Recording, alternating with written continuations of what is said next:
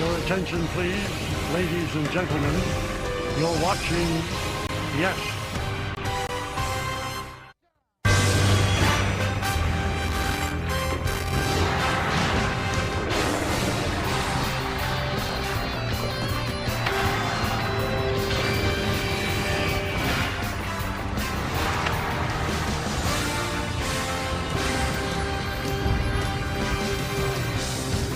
It is a beautiful early evening here in Philadelphia, and it is time for baseball. As the Yes Network presents New York Yankees baseball. It's the Yankees against the Phillies in the middle game of a three-game set from Citizens Bank Park in Philadelphia, Pennsylvania.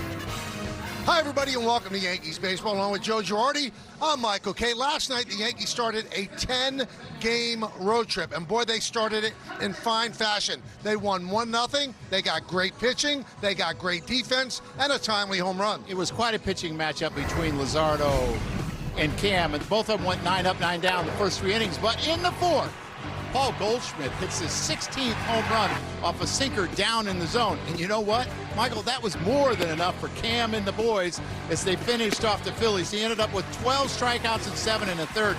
But in the 8th, he got in a little trouble. So where do you go? You go to Brent Hedrick.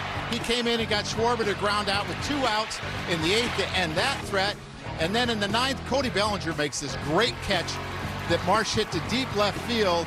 And Bednar's going to get the final out on a really good split to Alec Baum. And if he hits it, Ryan McMahon, you are out. What a great game for the Yankees. Take a look at the Mohegan Sun team scatter report. The Yankees have actually won 8 of their last 11.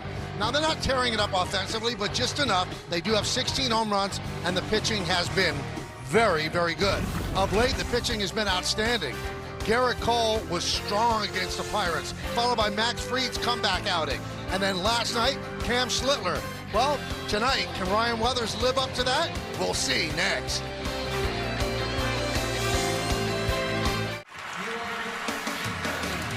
The Yankees baseball on Yes is brought to you in part by Amazon. Spend less on your kids for back to school. By the New York Lottery. Play today and start imagining your win. By Optimum Fiber. Famously fast fiber internet.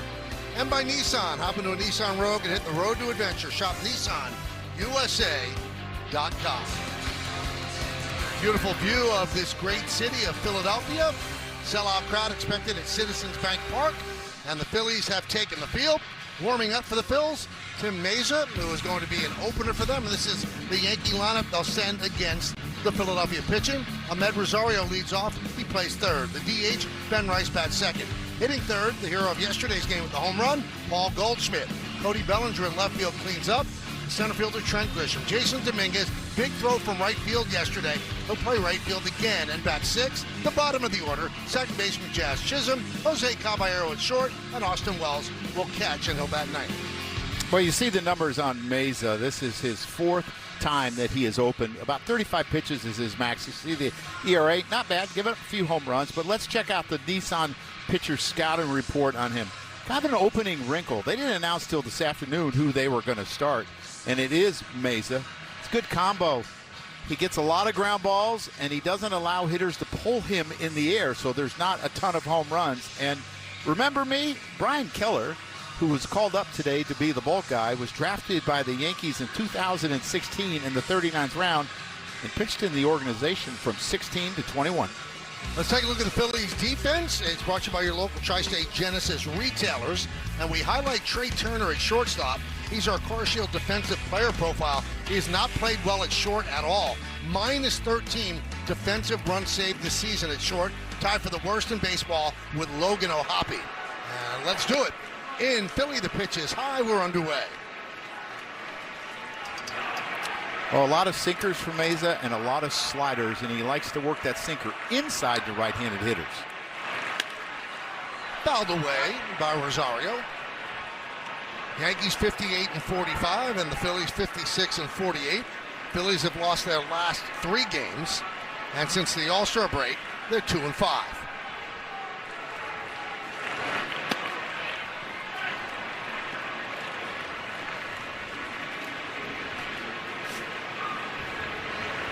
Rosario in a bit of a slump, 2 hits in his last 24 at-bats, and this year not doing the one thing that he always does, and that hit lefties.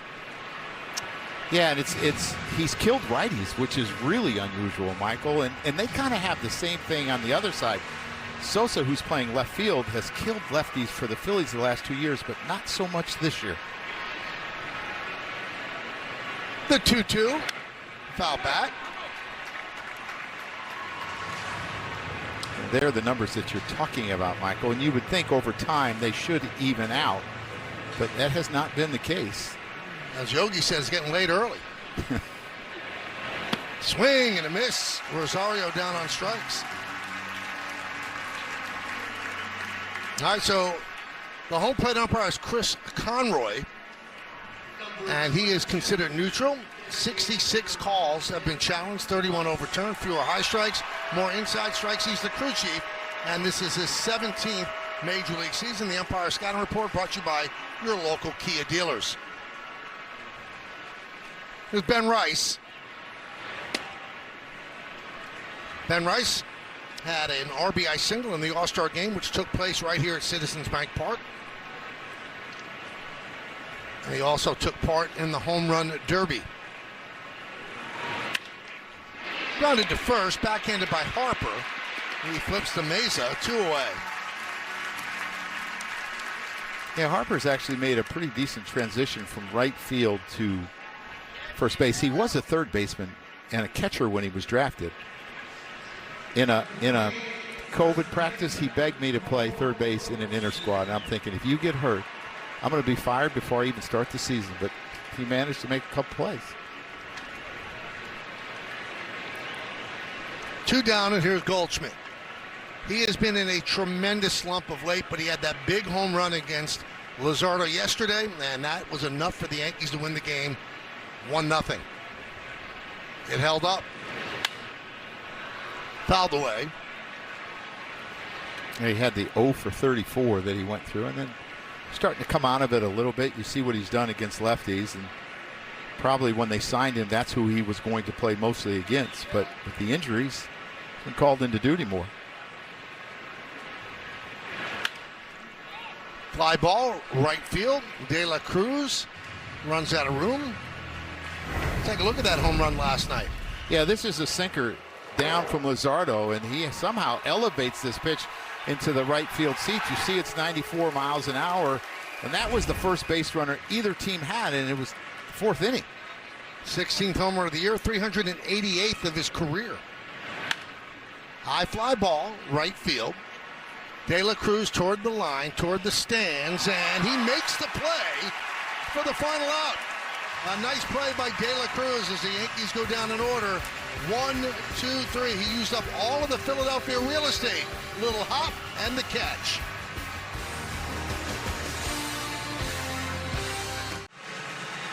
The Yankees go down in order. Now Ryan Weathers on the mound for the Yankees. This is the Phillies lineup that he's going to face. Turner, Schwarber, and Harper at the top. Bohm, Sosa, and De La Cruz, that's in the middle. JT Realmuto, the veteran catcher, has been hot. 10-game hitting streak, hitting .414 over that time. Of that 7, batting 8, playing second base, Bryson Stott, and Derek Hill in center field will bat 9th. The Phillies are an offense that struggles against lefties. Well, Ryan Weathers takes the ball every 5th day, and you give it to him. And a strikeout rate is higher than average, and a walk rate lower than average. Few too many home runs, but let's check out the Nissan Pitchers Scouting Report. The history with the Yankees, or the Phillies, not so good. 3 games, a 9.53 ERA. But I think you're different. And right away, go to your slider and your sweeper, because the Phillies are 29th and 29th in average and slug against those 2 pitches. Follow the leader. A lot more breaking balls, like Cam, and then you can use your fastball up late to get them out. Trey Turner takes a ball from Weathers as we start the bottom of the 1st inning. And there's a strike. Turner won the National League batting title last year with a .304 average. That's the 2nd lowest average to ever win a batting title. You have to go back to Carl Yastrzemski in 1968, who won with a .301 number. But I think with what averages are today, Michael, I think that's going to become the norm. Mm-hmm.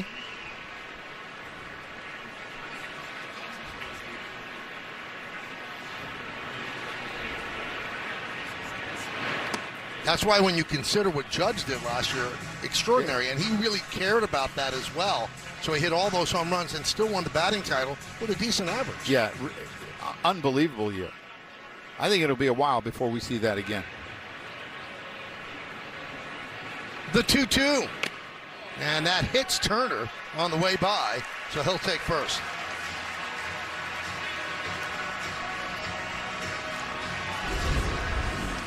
Yeah, this fastball just cuts a little bit and just nips that elbow guard. Didn't really make a great attempt to get out of the way, but that's the danger when you're going in late, that you might hit him. Well, now he has to deal with Kyle Schwarber with a runner on first base.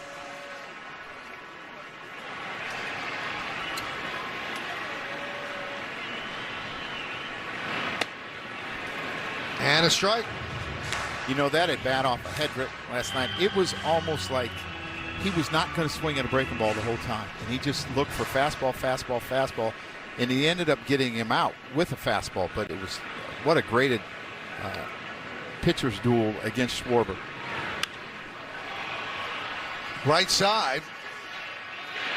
Long run for Goldschmidt, but he runs out of room. Check out the Yankee defense, brought to you by your local Tri-State Genesis retailers. Bellinger, Grisham, and Dominguez left to right in the outfield. Infield, Rosario, Caballero, Chisholm, and Goldschmidt, third to first. Austin Wells behind the plate with Ben Rice, the DH.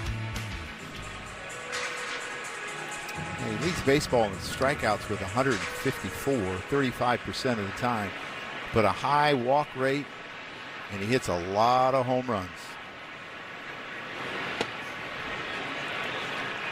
Shows you how the game has changed. He has 154 strikeouts. See the numbers against left-handed batters, or among left-handed batters. So his 154 strikeouts on pace for 240 for the season. That one served into left center field, and that's going to be in there for a base hit. Cutting it off in the gap is Grisham. Schwarber is going for two. He'll make it. Moving to third is Turner. So quick trouble for Weathers. Yeah, he had a double last night. He's got a double here. Last night's double was in the right center gap, and this is just a really short swing that he has here. He has a short swing and really knows the strike zone. Even though he strikes out a lot, and he's so strong, he's able to hit that ball in the gap and end up with a double. And he runs better than you think. Harper will be real aggressive here. Harper has been really aggressive against left-handed pitching all year long. He struggled against them, hitting only .211. There's a strike.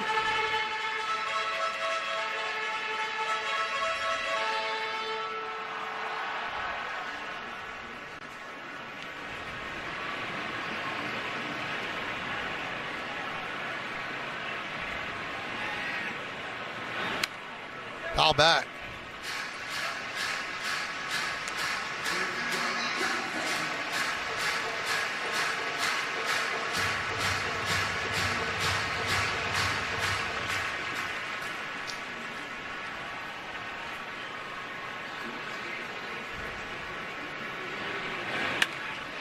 Fly ball center field. He's going to get a run in. Grisham makes the catch. Tagging is Turner. He'll score. Moving to third is Schwarber.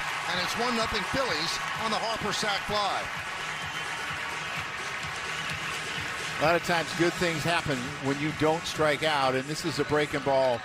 2 strikes, it's just too high. He didn't get it down below the zone where he wanted. Kind of similar to what he did for Schwarber, and he ends up being able to put it in play and just hit a fly ball to center field, and Schwarber's able to get to third. So this will bring the infield in. Baum hits the ball on the ground a lot, but he's an outstanding RBI guy.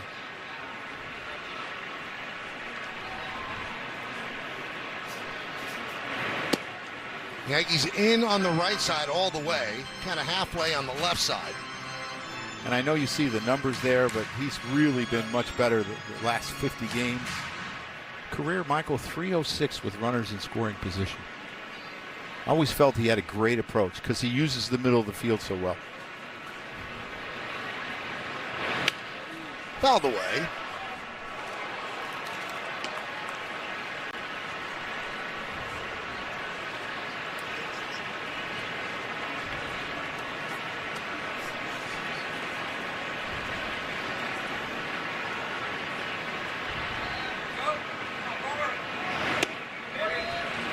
Now, the Philly offense has really stalled of late. But if you're a National League team, you don't want to face the Phillies in the playoffs because their top 3 starters are really, really good. Sanchez, Wheeler, and Luzardo, who we saw yesterday, and they have a top-flight closer, but they don't score a lot of runs. Ground ball, they're going to hold Schwarber. Caballero fires over to first for the second out. This is a really big at-bat in this game because Sosa, who ended up getting a hit in the 8th inning last night, but Dominguez got the ball in really quickly where they weren't able to score, is ultra aggressive. Swings at the first pitch over 50% of the time. His chase rate is really hot. You do not have to throw him a strike here. Infield, of course, backs up. 1-0 Phillies. And a strike.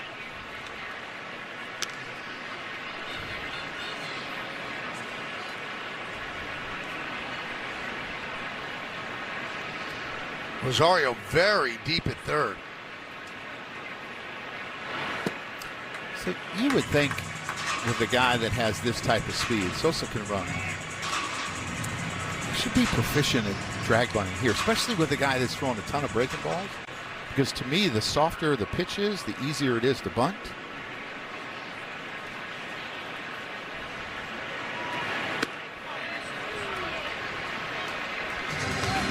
Two and one.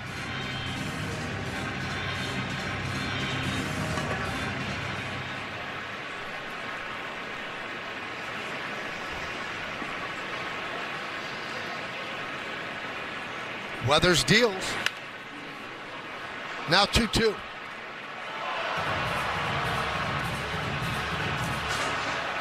Talking about Sosa's chase rate, Michael, it's 54%. The average major league is 28. Wow. They're not looking for a walk. Nope.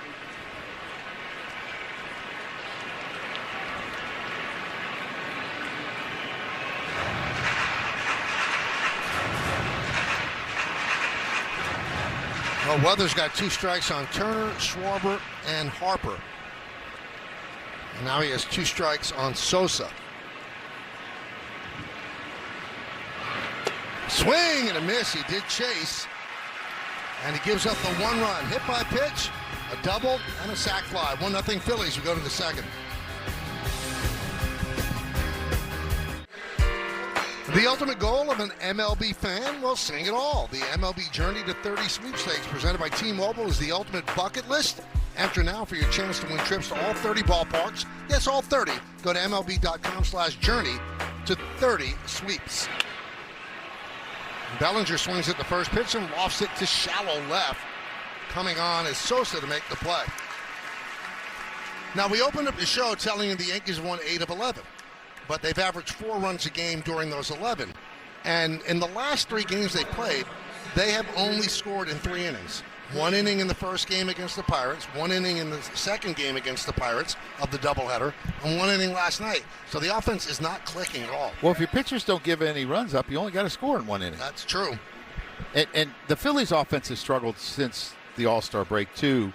They've scored 24 runs in 7 games. They're 2-5.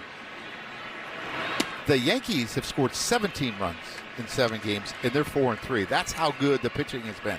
Now, Meredith, you talked to Goldschmidt about this very thing, right? Well, Michael, last night his home run was enough to get the job done, but he was very honest after the game, saying we haven't performed up to the level we believe we are capable of and would like to. He said we need to be better than we were last night. Give Jesus Luzardo and the bullpen a little bit of credit for what they did, but we're trying everything we can. The results definitely offensively just have not been there the last couple of weeks, and we know that. Guys are working on it in the cage. They're talking about it as a group, and they're making adjustments individually and as a group. They are not content. They know they need to do better offensively. Michael, knowing it and actually getting results, a different thing, though. Aaron Boone asked about it, too, and he said it's like a broken record. We need to find a way to break through and get some more runs on the board. And really, Meredith, it's not really recently. It's over a longer stretch. It's almost like a month and a half where they have struggled offensively. To put 5 runs on the board, it seems like, wow, that just hasn't happened a lot. Well, number one, they're not taking their walks. Their on-base percentage is 20th in baseball at 31.4%. That is not Yankee baseball. Number two, without Aaron Judge, with all the walks and the power, and he sets up more innings for you, you may have to scratch runs more. And I say that, and I'm not a big proponent of doing little things, but you might have to make it easier for your team to score by somehow getting a player over, and then maybe you only need a sac fly instead of a base hit, because there's a lot of low averages in this lineup. And I think that first run is always the hardest one to score. I think you got to scratch across some runs now, especially with the starting pitching. 1-2 on Dominguez, who has a 5-game hitting streak. Mesa deals. 2-2. You know, I think they were hoping to get Mesa through Chisholm, somebody was saying, on their side, and with the few pitches he's thrown, geez, you might let him go through Wells. Mm-hmm.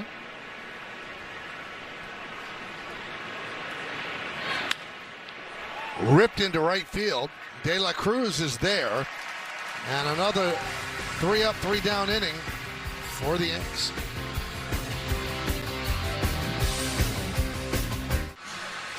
Well, it's time for Pinstripe Pride, brought to you by Toyota, the official hybrid vehicles of the Yankees.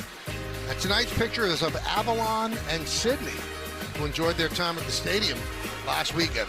Use the hashtag Toyota Pinstripe Pride and mention yes in pictures you post to social media to reflect your love for the Bronx Bombers, and we might spotlight you in a future game like we did with Avalon and Cindy.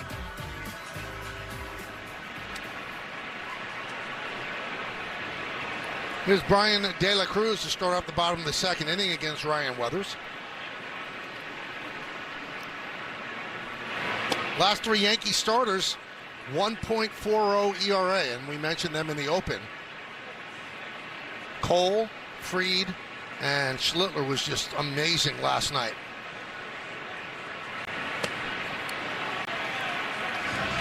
This is where he's got to put him away. Michael, you talked about he had 2 strikes on Turner, 2 on Schwarber, 2 on Harper, and wasn't able to put him away. Got to put him away here. He's a high chase guy too.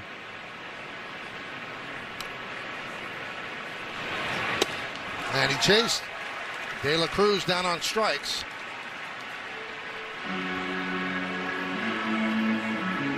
Now, next half inning, Meredith is actually going to talk to Cam Schlittler in the Yankee dugout, so we'll hear what he thought of last night's performance. He really was really good. You know what? I was really impressed by, obviously you're always impressed by his forcing, but his curveball had more bite last night than I've seen consistently this year. And it played a huge part. He threw it 14% of the time. He's usually around 8. And I think it set him up for later in the game. I mean, it puts a thought in their head. And the fastball was electric, as it always is.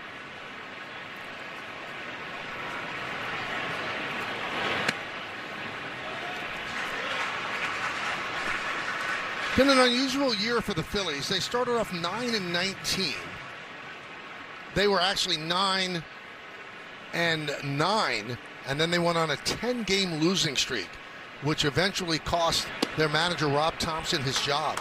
So he was let go. Then they hired Don Mattingly after trying to hire Alex Cora, who had previously been let go by the Red Sox. So when he said no, they turned to Mattingly, who was the bench coach.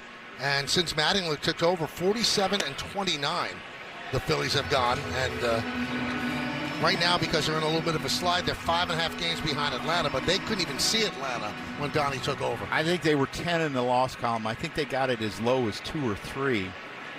Now they're 6 or 7 because of the way they played. They played, in the last 22 games, they're 10-12, and they just haven't scored runs.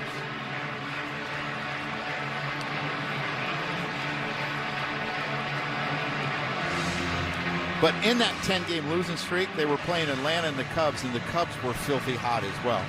They were playing really tough teams, and it's unfortunate because Rob Thompson's a great baseball man. Been there. 3-2.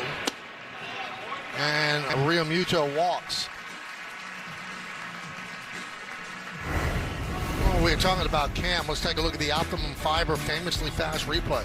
Well, his fastball was great up in the zone, and he got some strikeouts down in the zone with his fastball, which he usually doesn't do, but it was electric. His stuff, 7 1/3 innings, 3 hits, 12 Ks. he was fantastic. Luzardo was really good too. And you always look at that walk total. It's always seems to be 0 or 1 for a power pitcher. You mentioned, Joe, parenthetically, you said, been there. Yeah. And not to bring up a bad topic, but not many people could speak to it. I would think that it's got to be crushing to lose your job. Oh, it's terrible. Michael, it takes sometimes years to heal. Of course. Because you put your heart and soul in it. And I know what Rob Thompson put into every day as my bench coach, as third base coach. Fantastic. And Donnie's fantastic too. I'm not taking anything, but Rob loved it. And he loves the players and loved Philadelphia. He said he wants to come back and work for the Phillies in, like, I don't know, special assistant role, which is great. I mean, he has fond memories of this place.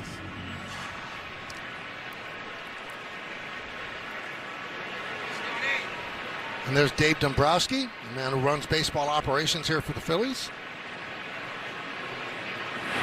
Swing and a miss. Stott down on strikes. Third strikeout for Weathers. And next to Dave was Preston Mattingly, who, and this is a really good slider right here. You see the depth and how hard it is. Who was hired when I was here to run the minor leagues and did a fantastic job and has now moved up to general manager. And it must be pretty cool working with your father and you're your father's boss. That has to be interesting. He looks like Dad. He really does.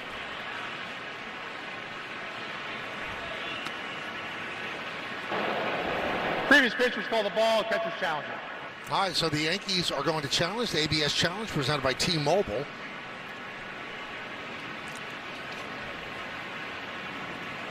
And they do not get the challenge right. Just missed by a hair. New York has one challenge left. Yeah, an interesting challenge. 2 outs, nobody on, an 0-0 count.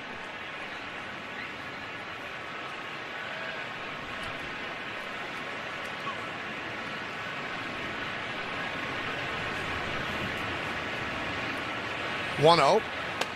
Tries to bunt. Bunts through it. 1-1. Excuse me, there's one on. But, like, Hilser, ninth hitter. He's had a really good year with the Phillies, but overall his year hasn't been great.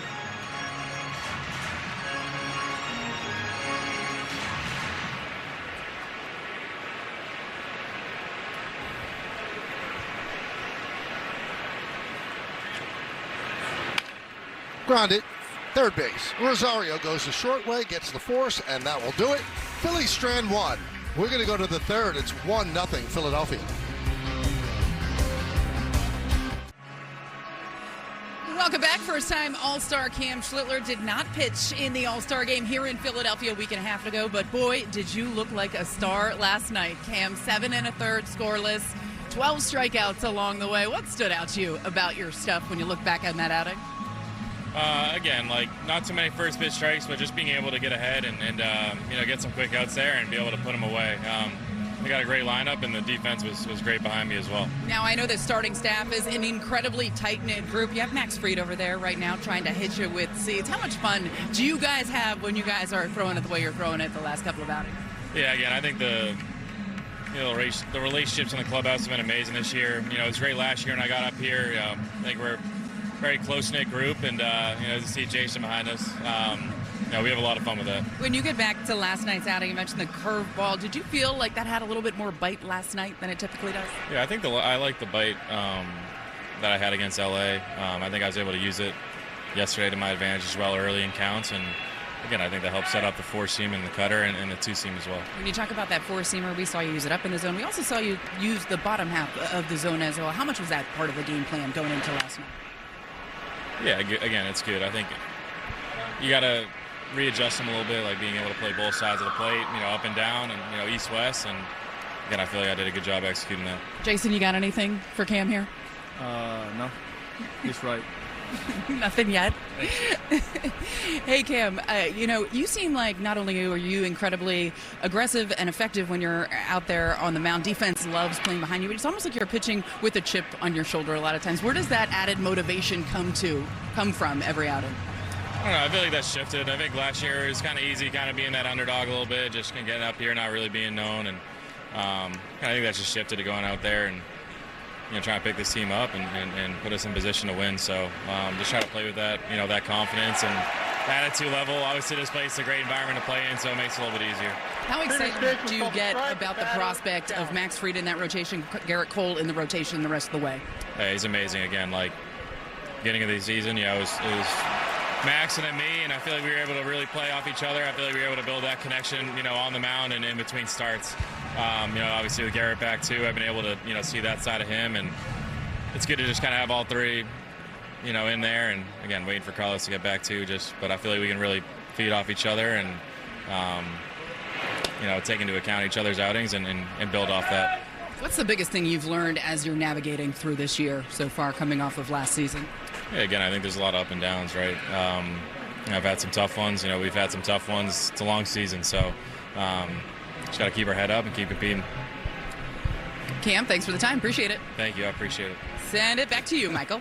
Thank you, and Meredith, I'm glad you were able to avoid the seeds from Max Fried. That one's lined and foul. It's amazing. Right from that shot, Joe, that's baseball. How guys, a close team like that, he's trying to annoy Cam Slittler by hitting him. Yeah, and Jason Dominguez is being Jason Zilla, the PR guy, right behind him. This is, I'm told, a perfect shot. Oh, yeah. Oh. Right into the hoodie. Yeah, it goes down your T-shirt, and then all of a sudden your T-shirt's tucked in. What a pain. Good challenge by Chisholm to stay at the plate, 2-2. And he strikes out against Keller. Brian Keller, by the way, this is his major league debut at the age of 32. Major league debut. An incredible journey for his career to get here against the Yankees. Yeah, this is a slider he throws inside, and we all know Jazz loves the ball inside. That just goes too far off the plate. I mean, this is a guy who's with the Yankees from 16 to 21, threw a no-hitter in Double-A, ended up going to the Hanshin Tigers. Is that how you say it? Hanshin Tigers. 3 games he pitched. Needed Tommy John. Missed all of the rest of 23. 24 had to have another surgery. Missed all of 25. And he signed in May, and now he's in the big leagues.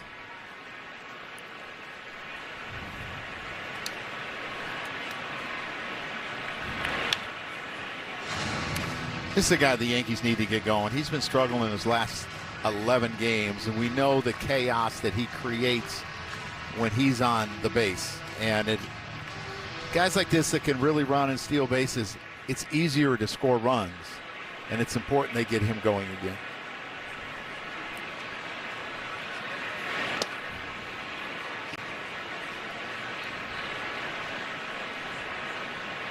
My guy was mad the other day. Why? What they did to Caballero. Yeah, change the rule without telling him. Well, he's not trying to deceive anyone. He does the same thing every time. And a pitcher can throw the ball with 3 seconds, 5 seconds, 8 seconds. Here's Adrian Johnson, who was the crew chief on that crew. He said he's been warned all season. We were instructed not to warn him. We were instructed to violate him. That's what it was. That's what it is. It's a violation. Is it really? No, because it's within the rules. He's not trying to deceive anyone. And to me, it's like the same thing that happens when you have a hitter that has a long backswing. You tell your catchers in the meeting. Tell your catchers and your pitchers what he does. He's not going to look up until 8 seconds. Hit sharply to short, backhanded there by Turner. The long throw, they get Caballero. And it just really bothered me the way that situation was handled, because he's within the rules. All the troubles that Trey Turner has had is going towards second and coming in. He's really good going to his right for whatever reason. He's more comfortable with his backhand, and it's a good, strong throw. I mean, you highlighted, Mike, he has struggled defensively this year.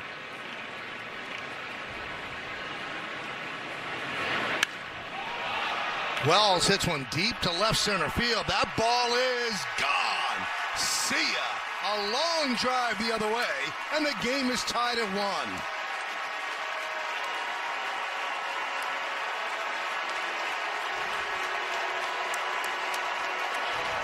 He has been less aggressive the first pitch, and I don't know what that means. I don't know if it's why he struggled, but he was aggressive there, and he got a fastball and hit that ball a long ways. And we've started to see some signs of life from him, which would be really important, because if it's one less thing that you have to worry about as an organization moving forward, it would be great. He had a good year last year. He's had a down year, but Big home run there. Ryan McMahon pinch hitting for Rosario here in the third.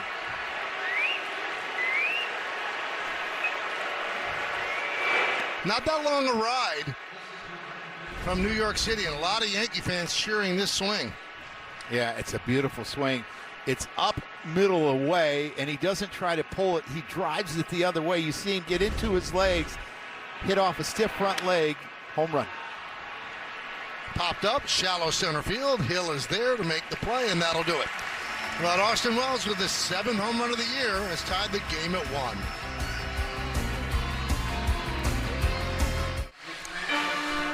The Yankees Baseball on Yes is brought to you in part by Lincoln Financial. Make your pastimes last a lifetime. By your local Tri-State Genesis retailers. Learn more at genesis.com. By Memorial Sloan Kettering Cancer Center. And by Sage, proud accounting software provider of the New York Yankees. Bill White is being honored in Cooperstown today. The Buck O'Neil Award. Long overdue. He was such a great broadcaster for the Yankees. Bill White, Frank Messer, and Phil Rizzuto. Other than my dad, those were the 3 male voices in my house, Joe. And it was amazing growing up with them, being the voices of the Yankees. And Bill White, a champion with the Cardinals in '64, 8-time All-Star, 7-time Gold Glove winner. And he broadcast with the Yankees from '71 to '88. And he's receiving the Buck O'Neil Lifetime Achievement Award. There's a base hit through the right side of the infield for Trey Turner as we start the bottom of the third. Yeah, Trey Turner has actually heated up since the All-Star break. He has 4 home runs, but he's also hitting over 300. And you can see he gets himself in a good count and just tries to hit it through the other way, and he's always a threat to steal. He's 17 for 19. And this would go a long ways to this Philly offense if you got him back to the form that he was last year where he hit over 300. Here's Kyle Schwarber.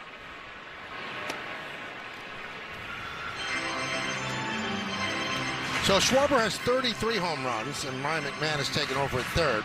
He's on pace for 51 this year.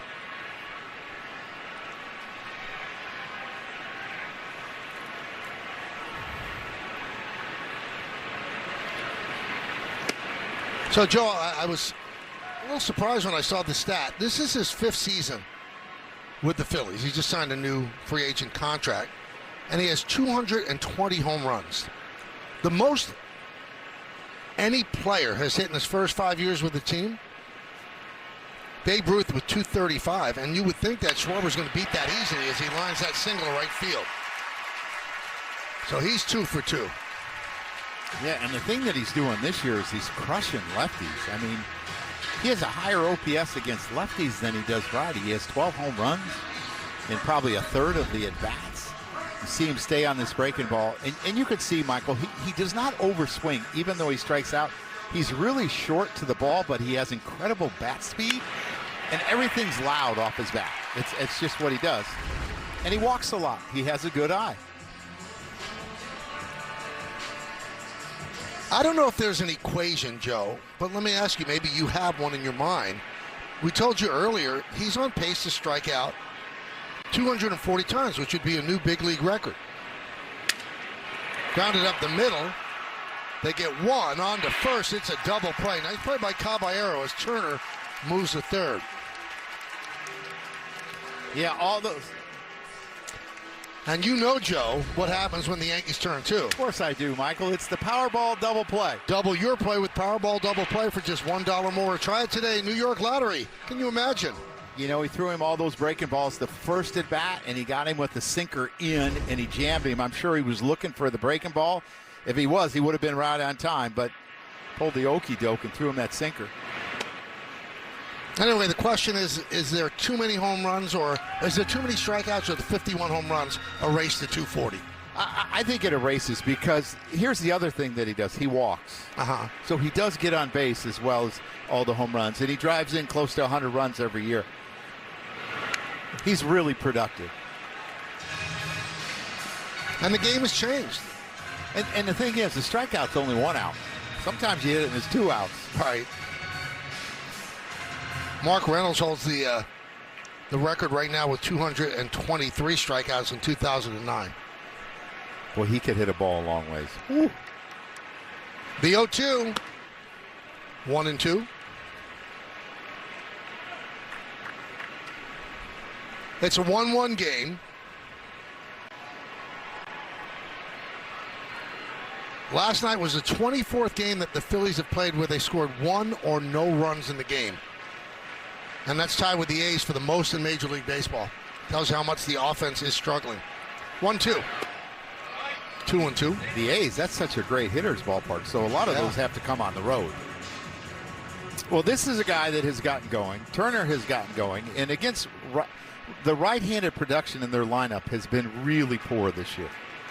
And if you get these two guys going, now this lineup becomes really dangerous. And they're looking for an outfielder with the trade deadline approaching on August 3rd at 6 p.m. That's one of the things they would like to improve on the team. Probably an outfielder that can hit. And probably a right-handed outfielder, because they have Marsh from the left side who's really good against right-handers. And the other thing I would think they would be looking for is a bullpen piece, a back end. Is their bullpen has struggled somewhat. Alvarado has kind of had a tough year, even though he is turning it around. But they lost Brad Keller, no relation to Brian. I mean, he was great with the Cubs last year, and it looks like he's headed for Tommy John. 3-2. Right field coming on Dominguez, and he makes the play for the final out. So they leave one, and we go to the fourth. 1-1 game here on Yes. Well, Ben Rice will lead out the fourth, and we will look at cooking up something special with Hexclad. Join the hybrid revolution at hexclad.com. 30 or more home run seasons by Yankee draft picks. Ben Rice, Aaron Judge has done it several times. Jorge Posada, Mike Pagliarulo, and that guy in the dugout, Don Mattingly. Nice company. Yeah, I would have guessed that Jorge had did it more than once. If someone was to ask me. What a hitter he was. You know what it was? There was another catcher on the team that was glomming up a lot of at-bats. No, it got less and less and less. And I knew I was in trouble. That one's driven into center field. Backing up quickly is Hill. He hit it well, but right to Hill. Now, if you forgot about Don Mattingly, shame on you. AL MVP in 1985, what a year. 6-time All-Star, 9 Gold Gloves. Yankee captain from 91 through 95. Number 23 retired by the Yankees, and will never be worn by anybody again. As special a person as he was a player. Just a terrific man. There's a strike to Goldschmidt. And why isn't he in the Hall of Fame? Not sure. I thought this last time that he would have the shot, and it didn't happen. Everyone thought he was probably going to get in, but it just didn't happen. I mean, look how they look alike. That's Preston on the left, and there's Donnie on the right.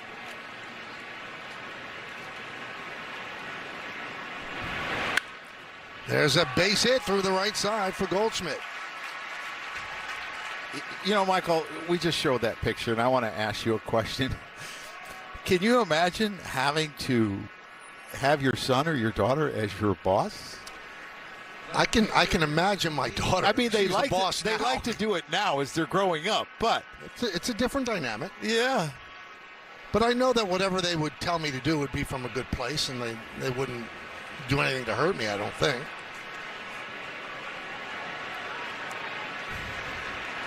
Now, Donnie is considered the interim manager, and he has said that he would like to be here for a while.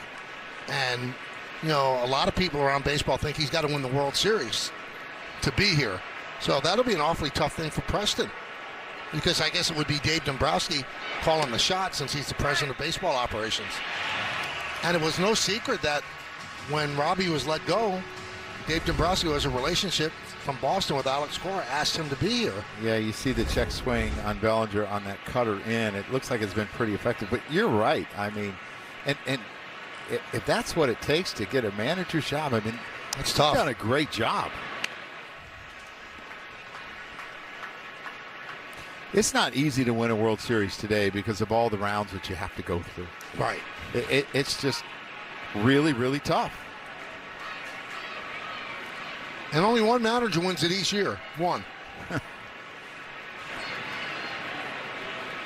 The 0-2. All right, so Joe, I go to you when I'm confused, okay? Boy, Cody Bellinger has not had a home run in 30 games. Yep. His longest streak in his career is 33 in 2021 with the Dodgers. What's happening?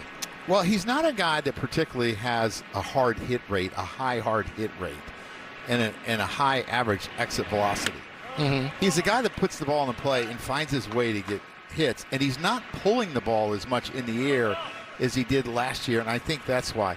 And Aaron talked about it. I mean, you look at this, he's fouled off 3 pitches. I don't think one of them was a strike. And when you're chasing, it's hard to hit the ball out of the ballpark. Lofted to left field.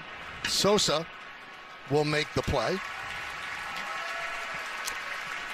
That'll bring up Grisham. Hey, play FanDuel's Daily Dinger for free every day for a chance at a profit boost if your selected player hits a home run. And here are the featured home run odds for today's players. Cody Bellinger plus 700. And Trent Grisham, who's up right now, plus 600.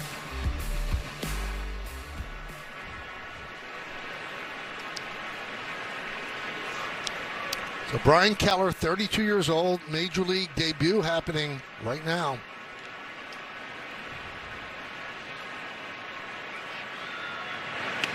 Push bunt down the third base line, but foul.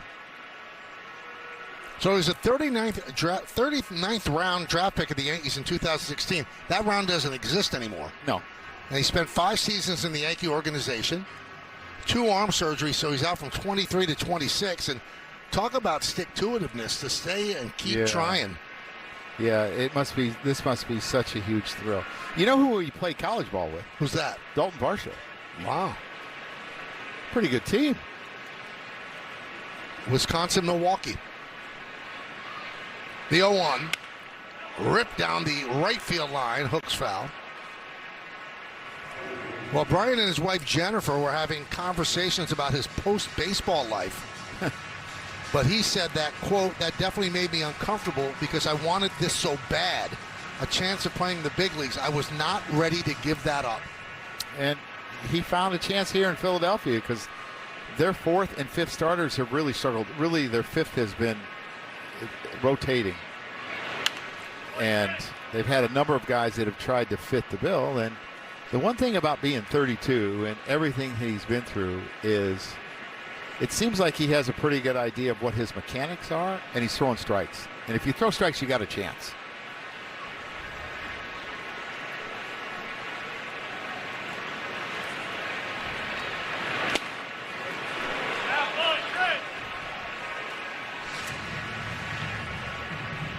Somebody was getting on Chris Conroy. Did you hear that? Yeah. The home plate umpire. They thought it was a strike. It didn't come back enough.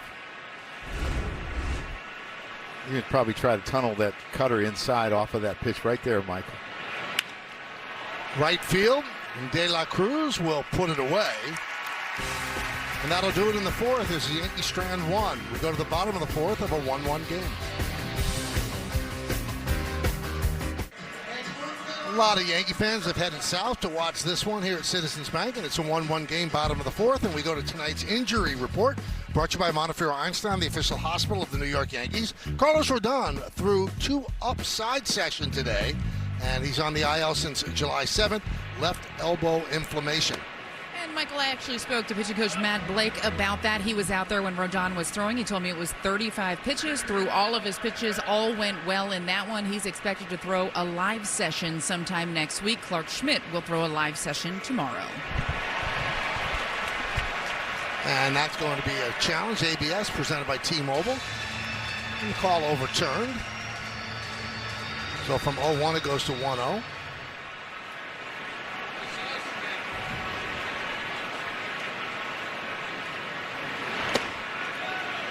I like how the Yankees build them up, like the up-down session, where you're not asking him to do it against hitters or in a game in a sense where there's more adrenaline, and you can build him up, fairly quickly because he'll have. I mean, that's equivalent to a 2-inning start, basically. Right. But there's less adrenaline, so you're not trying to do too much. Were you surprised, Joe, that after one rehab assignment that they used Fried as a starter and then he did so well? Well, he threw a number of live BP sessions, and I think it was based on need, Michael. I don't think it's what they wanted to do. I think they wanted to give him one more start. But how good was he? I mean, 5 innings, 50-something pitches. Amazing. His stuff looked better than before he got hurt. Definitely the fastball. His curveball was better, I thought, too. Ground ball, shortstop, Caballero. 1 down.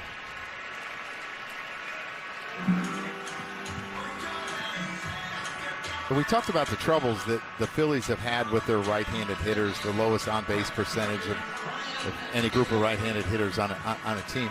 This guy's got a chance to make an impact. You know, he had 21 home runs with Miami and Pittsburgh a couple of years ago, and those aren't home run hitting parks. He's got power. He's getting a chance to play. Hit one the other day in his first start. Well, he was called up from AAA Tuesday, and he homered in his Phillies debut on Wednesday. Spent most of last season in the Yankee system after they picked him up off waivers from the Braves. And with AAA, he hit .271, 15 homers in 91 games with the Rail Riders, but then signed a minor league deal with Philly after the season. Also won the Dominican Winter League MVP. And he picks up a base hit right there.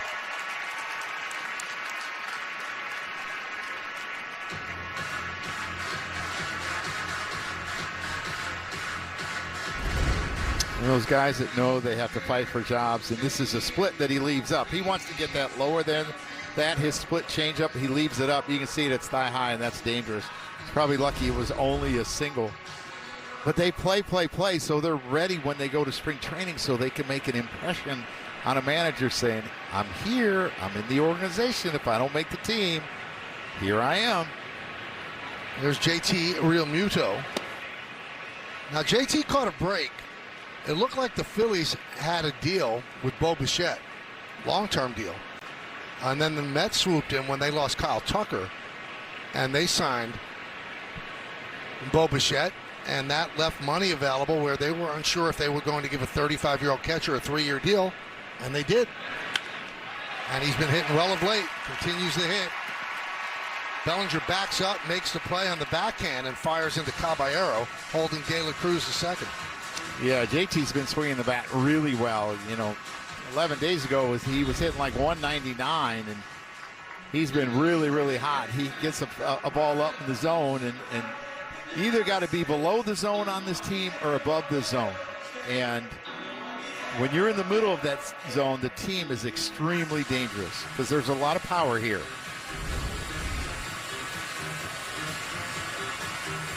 Little conference on the mound with Goldschmidt and Wells.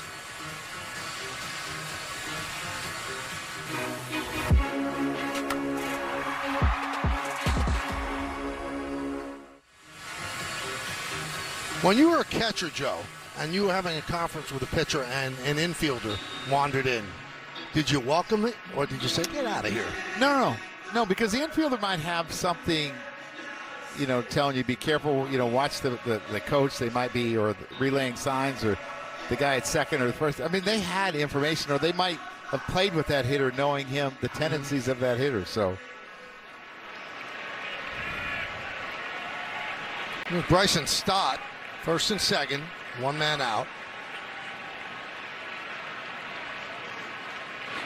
Did you ever have a player like the stories we've heard about Keith Hernandez when he would go to the mound and say, if you throw another curveball, break your arm? Did you ever have anybody like that? I don't remember ever having a first baseman that was that, you know, like you got to do this or do that. But I had guys with a lot of knowledge come to the mound and make suggestions. Oh, nice play there by Caballero. Looked like he dropped the ball, but they're saying he dropped it on purpose. I'm not sure what the second base umpire is pointing at. Yeah. I mean, that's not a drop on purpose. I think they're going to talk about this. I mean, this is a line drive that he jumps as high as he can. He probably snow-coned it. Michael, I think this could be one of those Powerball double plays. This is weird. Because it happened so fast, I don't think he had the wherewithal to just drop the ball on purpose. No. Well, whatever they said, Aaron Boone just accepted it. Ruling on the field is an intentionally dropped ball by the fielder. The batter is out. Runners remain at their bases.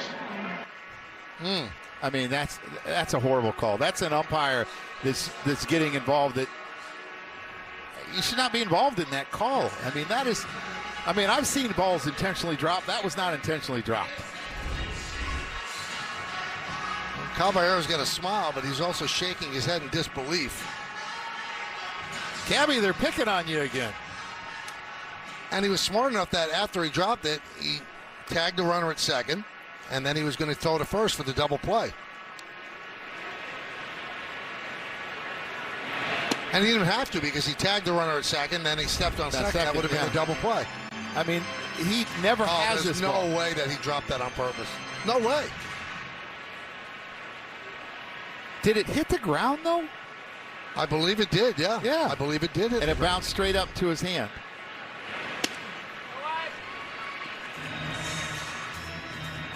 Are you surprised that Boone was not more angry?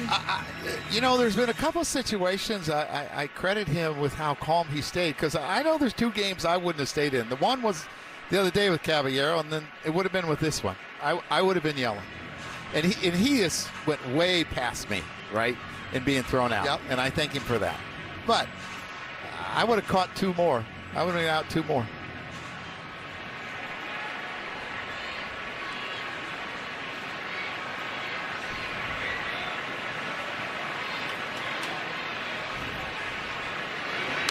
I'll tell you what, Joe. If Caballero's synapses fire that quickly, that would be an unbelievable thing that he pulled off. Yeah. I mean, the most amazing play I've ever seen.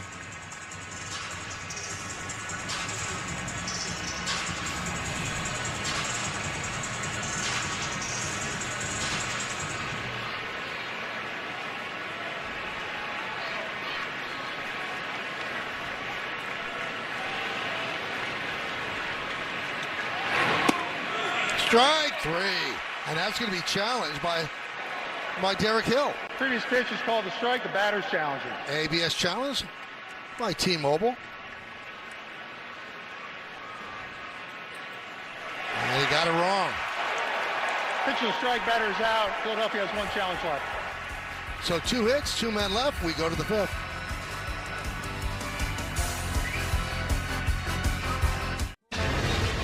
It's time to name that Yankee, brought to you by Prevagen, made for your brain. Guy was a good player. Started with the White Sox, then the Phillies for a long run, Cubs, and he finished with the Yankees in 72 and 73. That was my growing up Yankee team. So I know this one, Joe.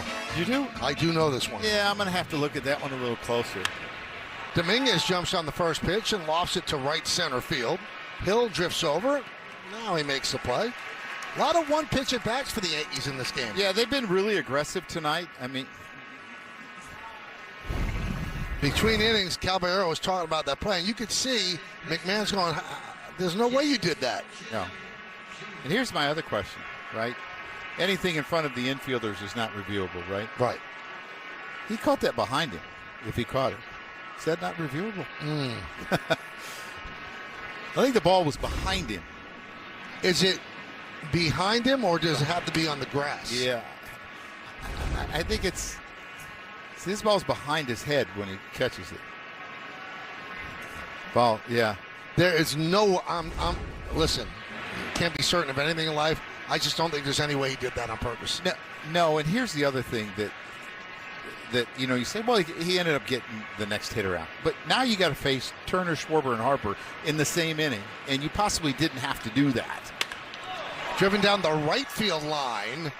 Hooks foul off the bat of Chisholm. So everything to me is a big deal. Well, between innings, Boone also came out and talked to Chris Conroy, the home plate umpire and the crew chief. So he did have his say, but certainly kept his composure about it.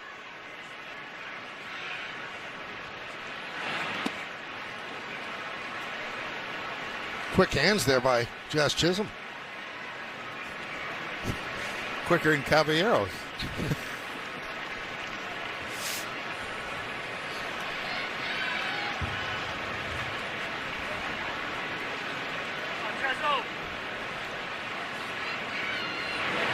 Swing and a miss. Chisholm strikes out. Second time. Now to bring up Caballero, let's check out one of today's player props brought to you by Bet365, where winning is everything. Caballero hitting a home run or more is plus 900. Grounded out to short in the third. We're in the top of the fifth inning, middle game of this three-game set. Yankees won last night 1-0 in the series opener. This is a three-city road trip for the Yankees. So they have 3 games in Philly. Tomorrow night, it'll be on NBC, a night game, the national game. Then the Yankees go to Chicago for 7 days. 4 games against the White Sox, 3 games against the Cubs. Joe, I'll tell you, if you're going to be in a city for 7 days, Chicago's the city to be in. It's okay with me. Got a lot of family there. Backus is up. He was called up today, as well as Keller. 1-2. Michael, this is the 5th series in a row that the Yankees have played against a team over 500.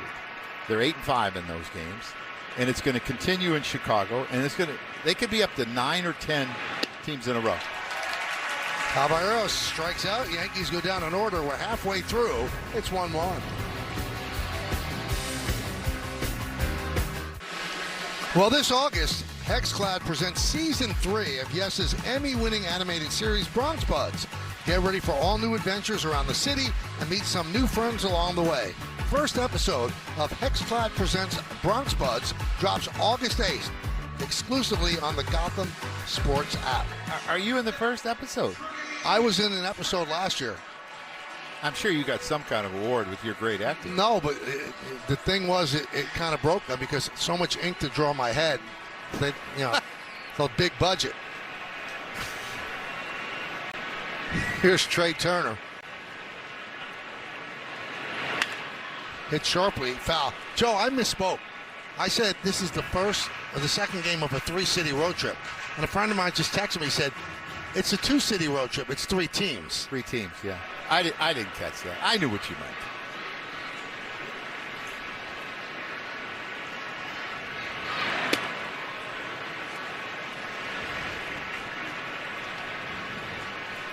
One and 1 on Turner, who was hit by a pitch, scored the only run for the Phils, and then singled to right in the third.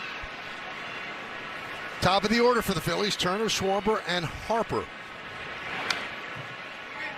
1-2. Citizens Bank Ballpark is a jewel. It really is. It opened in 2004, part of the Philadelphia Sports Complex. Right across the street is Lincoln Financial Field. And in the same facility, I'm not sure of the name of it right now, but that's where the Sixers play. And everybody in Philadelphia is pretty excited, Joe, that LeBron James is going to play for the Sixers. Yeah, and there's plenty of parking in this area because they have parking lots everywhere. It's amazing. Yes. And very seldom do you play on the same day. Hockey plays there as well, the Flyers. What is that, Wells Fargo it's called? I'm not sure, Michael. At some point, I would like to see him, and he did it the first at bat hitting, but try to go up and in to Turner. I'm told it's Xfinity Mobile Arena. He just missed. I like it.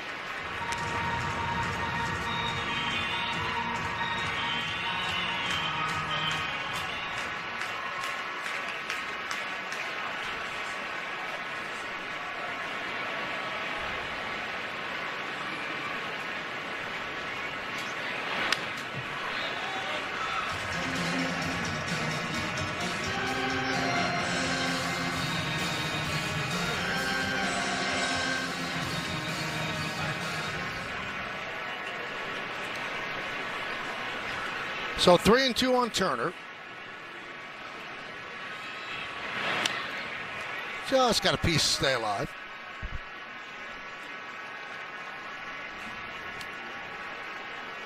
Turner, like Bellinger, can foul a lot of pitches off that aren't strikes, where a lot of guys swing and miss at him. That ball's inside. This will be the 9th pitch of the at-bat.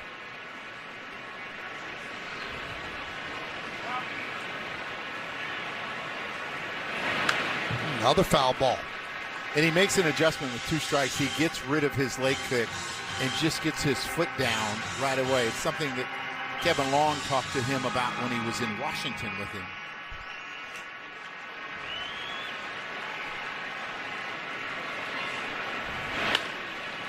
Fouled away.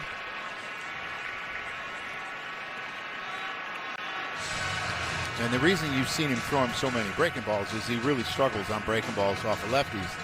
Hitting only 139, but he's been a tough out tonight. He's been hit by a pitch and he's singled. Pitch number 11 coming up. Swing and a miss. Weathers wins the battle. Check out the leaders brought to you by your local Tri-State Buick dealers. And these are the Major League home run leaders. Yordan Alvarez having himself a season in Houston. He leads with 34. Schwarber with 33. The Rockies catcher Hunter Goodwin at 31. Hunter Goodman and then Ben Rice. Schwarber's 2 for 2. Coming into the game, he's been struggling a bit, 4 for 25, but he has a double in the first and a single in the third. OPS of 916.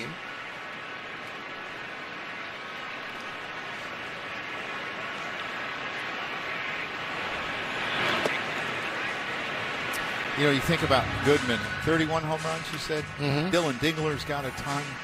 I think this catching on one knee has led to that. Catchers don't get as tired and physically have their legs much more of the season.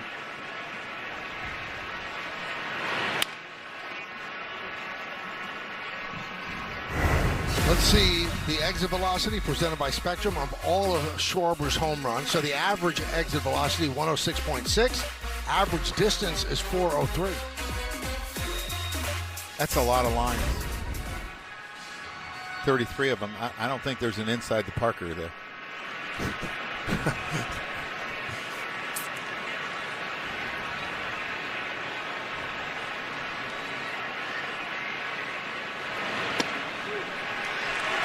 And he strikes out looking. 2 outs. Yeah, I think that ball froze him because it started right at him. And you can see his rear end kind of going towards the dugout thinking, is this a heater in that's going to hit me? Opposed to starting it on the inside corner where he can reach it away. That was a 6th strikeout. As Weathers is dealing. Ground ball. Second base. And that'll do it. So 1-2-3 inning for Weathers. We've played 5 here in Philadelphia. It's a 1-1 game. You're watching the Yankees right here on Yes. Bob Lorenz with your Audi update. Blue Jays and Red Sox today, and Dylan Cease of the Jays pitched a gem. This is bottom of the ninth against Wilyer Abreu on a strike call that would be upheld after being challenged. 1 of 12 strikeouts for Cease. Final line, a complete game, 1-hitter, 120 pitches thrown, most by any pitcher in a game this season, guys. Jays win it 6-0. Thank you so much, Bob. We go around the majors. Tarek Skubal, big night last night against the Royals. Juan Soto placed on the 10-day IL with a left calf strain. He could be out for a while. Second calf strain injury for him. Drake Baldwin of the Braves, last 16 games, he's been on fire. New pitcher Kyle Backus comes on. Previous pitch was called a strike. That is challenging. All right, so Austin Wells going to challenge this ABS challenge powered by T-Mobile. And he's right. Pitch the ball. New York has 1 left.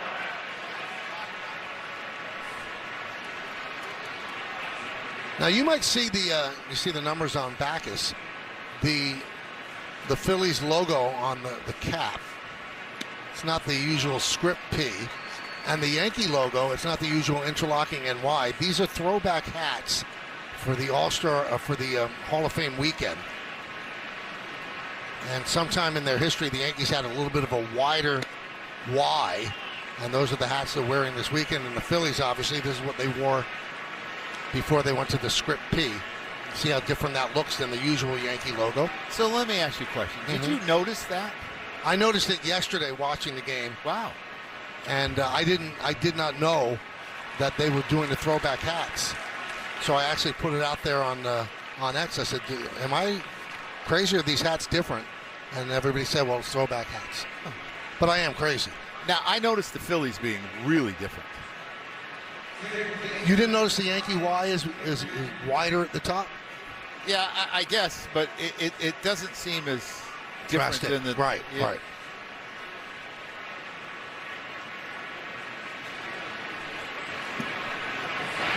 Way outside.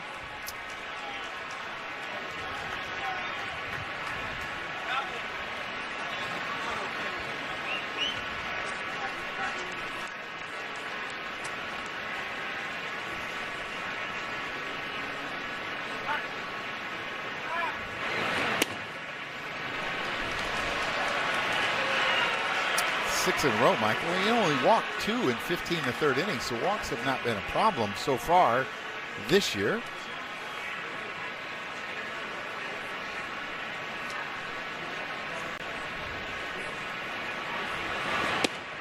And a strike. And a bit of a derisive cheer from the crowd. What do you call it in Philadelphia? It's a Bronx cheer. It's still a Bronx cheer? Oh, yeah, absolutely. Gotta own it.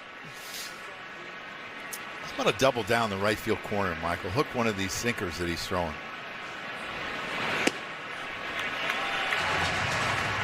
Two and two. Well, Backus was called up today again after being down at AAA for the last couple of weeks. And as a side armor, he gets over 7 feet of extension on his delivery. He's like in the top 3%. And he's not that tall. Swing and a miss, got him.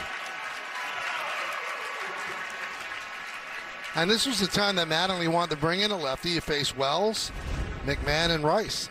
Yeah, this is just a good sweeper after those sinkers he threw in middle in. And he's out in front of it, and he just can't hold up enough. There's a pretty big difference, about 12 miles an hour. Tough on lefties, but I looked at his splits, and lefties and righties have had success off him. Grounded, and off the glove of Harper, but a foul ball. But I would think that this might be his last hitter with Goldschmidt on deck, a right-hander up in the bullpen.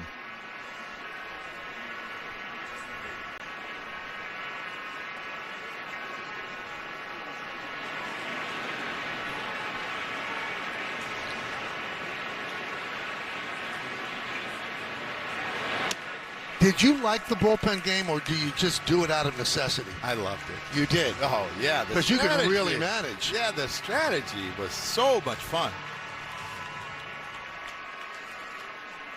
The only problem is everyone has to do their job. If they don't do their job, it screws everything up. Swing and a miss. Rice down on strikes. Let's see if they keep Backus in to face Goldschmidt. You got the lefty Bellinger on deck, but here comes Mattingly. He's going to signal to the bullpen. Moves so much, you see how much they miss by. Both McMahon and Rice. That's multiple feet. Been there. He threw 6 balls and 6 strikes. And they go to the bullpen with Goldschmidt coming up.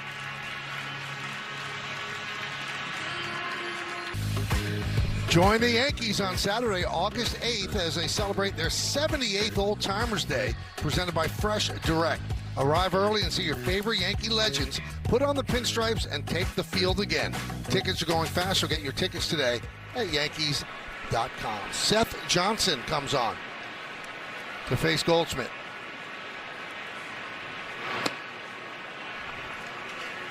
Yeah, hard sinker, four-seamer that he'll get up to 99 with a pretty good slider. And if he's had issues, it's been with walks. Walks have been somewhat of an issue. It's a really good arm. They have a lot of guys that throw 98, 99, 100 down there. Fly ball, shallow left, late jump by Sosa, and he's not going to get there. Neither is Turner. So it drops in for a base hit as Wells moves to second. Well, the first move that Sosa made in left field, because it's a full hack, as he went backwards as he saw it in the air, and it becomes a very tough play for Trey Turner as he has to try to make somewhat of a basket. You see Sosa go back. Okay, he's done. Now Turner's got to make a tough play, and I think it had some funny spin on it, Michael, and it kind of moved to his right a little bit, and he ends up missing it.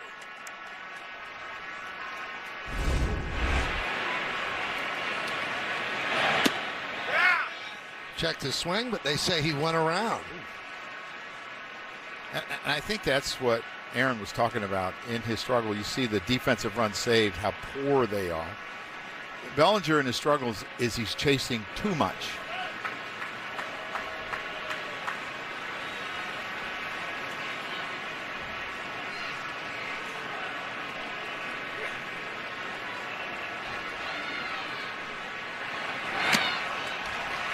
Oh, and 2.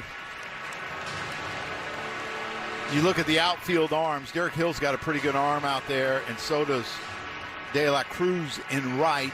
Sosa, so-so. Pretty deep in left field, too. First and second. That was ripped up the middle. It's a base hit. Wells rounds third. He's coming home. The throw is cut off at the mound by Harper. It's an RBI single for Bellinger, and the Yankees lead 2-1.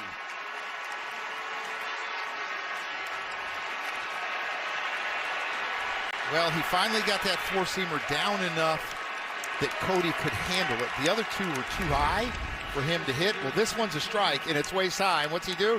He does damage with it. Hits it right up the middle. Big RBI, puts the Yankees up 2-1. Swinging at strikes is so important. A good job by Wells of getting a good secondary. Goldschmidt not going, understanding that if he goes to third, he may be tagged out before Wells gets to second. Really good job. Put your head down and run. You only got one thing to do, and that's score. Good tight turn, and he scores easily. So Bellinger picks up his 53rd ribby to give the Yankees a 2-1 lead. 1 for 3 on the night. Caleb Cotham, the pitching coach, comes out to talk with Johnson, who has to deal with the lefty swinging Trent Grisham. Ex-Yankee. Yep. Yankee pitcher.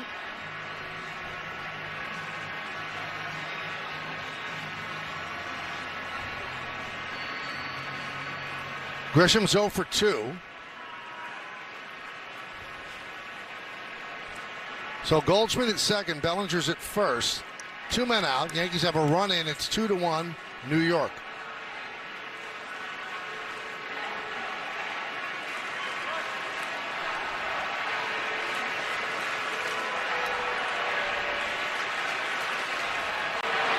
Swing and a miss. Swings over the slider. He's saying all he threw to Cody was fastballs. What about me? Guessing fastball and he didn't get it.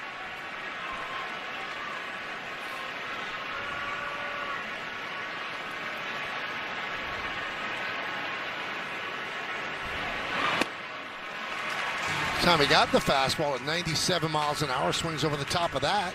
0-2. Trent has always been a guy that doesn't chase a lot and can grind out some at bats, has a really good eye. Doesn't strike out a ton, below league average. Got to find a way to put this ball in play. Maybe some good things can happen.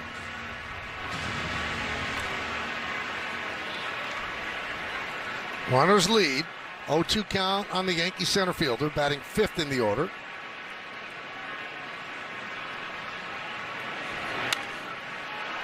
That one's popped up. Who's going to get it? Coming on is Bohm. And he doesn't see it. Now recovers and drops the ball. Looked like he stopped and looked at Realmuto. Yeah, I think he thought JT was going to take it. And again, that little peak, you take your eye off the ball for a second, and it becomes difficult. The sky is not optimal for catching. I think he thinks JT's going to catch it, and then he realizes, no, he's not. And it's his ball all the way. Looks like it hits off like his pinky on his glove, and he's not able to make the catch. And he gets an error on that to extend the at-bat.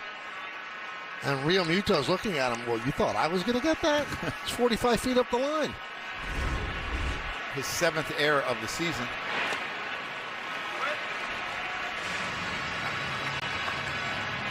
Well, the defense has not been kind to the Phillies in this inning. Misjudged fly ball by Goldschmidt, drops in for a single, and now Grisham's at bat has been extended.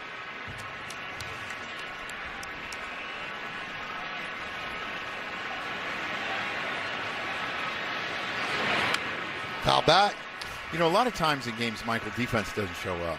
You know, you score 6, 7, 8 runs, an error here and there, it doesn't cost you a bunch of runs. But when you're in these tight games, it can make a big difference. Base running can make a big difference.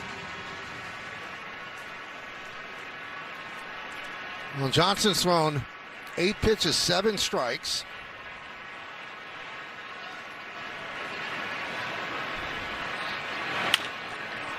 Chop, second base, Stott. Underhands to Harper, and that'll do it. But the Yankees take the lead, 1 run, 2 hits, 1 error, and 2 men left. 6 strikeouts for Weathers, 6 Yankee strikeouts, brought to you by your local Tri-State Audi dealers. Sosa on this split with runners on, 2 runners on, and then he's going to get De La Cruz. He's going to get Stott with a great slider. Hill, he gets with that backdoor sweeper, a couple guys on. And then last inning, Trey Turner, that sweeper went way in and throws a brilliant one to Kyle Schwarber. A sweeper started at him, strike 3. Nice bounce back by Weathers, who had a bad outing against Pittsburgh. 4 2/3, 7 hits, 5 runs through 99 pitches. Here he is entering the 6th. First pitch is chopped to McMahon. He backs up for the better hop. 1 pitch, 1 out. Philly fans getting a little restless with this offense. Yeah, I think they're frustrated because I think a lot of people believe that this offense is better than it's performed. You know, some guys got off to really bad starts. And then your 2 sluggers have kind of slumped a little bit since the All-Star break. Not a good combination. Here's Edmundo Sosa. 1-0. And this guy's been money of late. Angel Chavihi. Sporting a really nasty change. There's a strike. You know, the big thing that we've seen from him is he throws strikes now. And Alvarado, they're hard throwing lefty. He'll get up to 100 with a really hard cutter. His last 5 have been scoreless.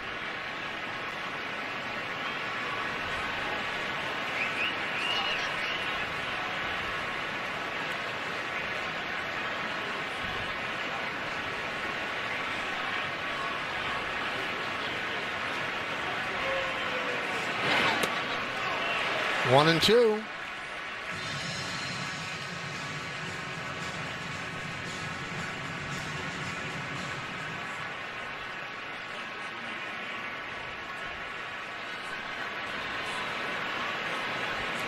And the pitch. 2 and 2 on Sosa. Michael, these next couple outs become really, really important because if you were to bring in Chavihi, let's say you brought him in for JT, you could run him through Turner and then bring in the lefty to face Schwarber and Harper. But if they get a little bit deeper, foul ball, to where, let's just say, Derek Hill's leading off next inning, it puts you kind of in a bind. Because if you bring in the lefty for Schwarber, he's going to have to face 2 righties. If you bring in the righty, that righty's going to have to face Schwarber.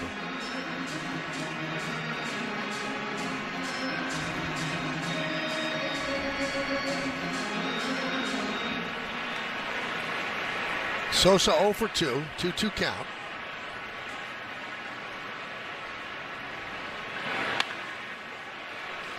Foul ball. Oh, ball girl down the left field line. She's had 2 rough plays in a row. She didn't play it off the wall very well. Last one she tried to get out of the way, and this one she tried to make the play, didn't work out. But she made somebody happy. Give that little boy a ball. That's all that matters.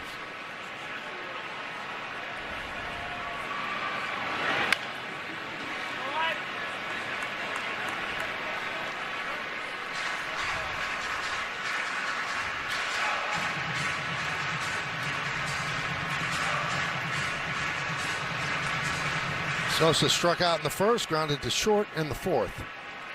Sellout crowd here at Citizens Bank Park.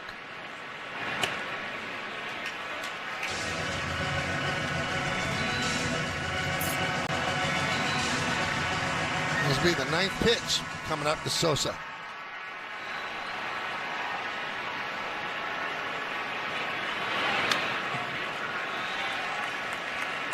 So 2 batters the last couple of innings have accounted for 21 pitches.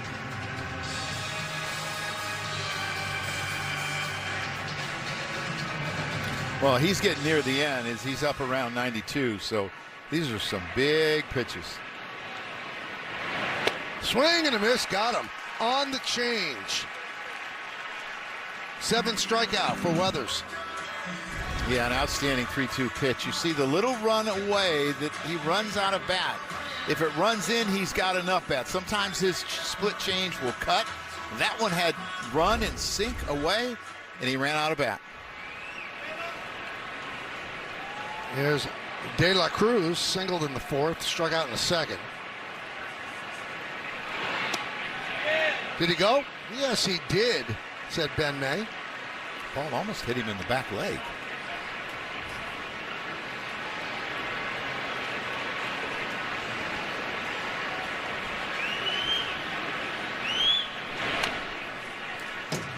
0-2. So in the first inning, Weathers had Turner, Schwarber, and Harper with 2 strikes. Was a hit by pitch, a double, and a sac fly. Since then, with 2 strikes, they're 0 for 7, a walk, and 6 strikeouts. You got me shaking my head saying, shh, over here. It's 2 strikes right now, Joe. You didn't have to say it, though. Yeah, if we don't say it, we don't have to be here. You could have said it next inning when he was out of the game.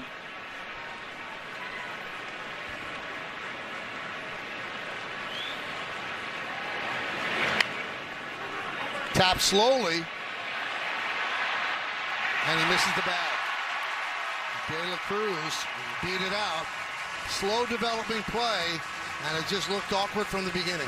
Yeah, it's a tricky play because he doesn't know if he needs to go get the ball or get the bag.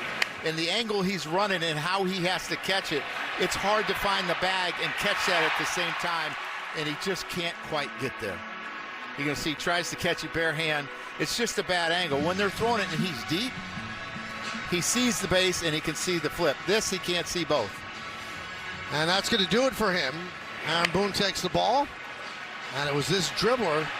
That was the last pitch that he's going to throw, so he goes 5 2/3. Strong innings. Allowed 1 run. The runner at first is his responsibility. They will go to Chavihi to face Real Muto. Well, let's check out pitching decisions presented by Sage. Well, his split change was fantastic today. You see the movement, that one to Sosa going down and away. Then you're going to get De La Cruz going down and away. And then you're going to get Sosa just before in this inning with another great changeup. Really, really good. He threw a great game. The first inning, he was on the ropes. He got out of that inning, gave up some 2-strike contact, sac fly, and a base hit. But then after that, he was brilliant. So here is Chavihi. So 7 strikeouts, most since June 18th. He did that against the White Sox.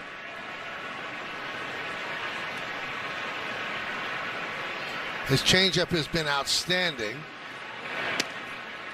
And he starts off Real Muto with a 98-mile-an-hour fastball. Yeah, I was talking about Real Muto so hot the last 10 games. Coming into this game, the last 10 games, hitting over 400 with over a 900 OPS. He was hitting 414. 1 for 1 tonight. There's that changeup. Check out the Yankee bullpen budget brought to you by Citizens. Make sense of your money with Citizens because of the length that Schlittler gave them yesterday. They only used 2 relievers, 20 pitches for Hedrick. He's probably not available. David Bednar is. He only threw 9 to close it out.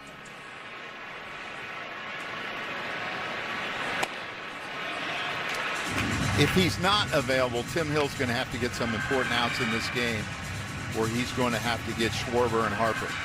You're probably going to see Marsh hit possibly for Hill. You see Cruz up.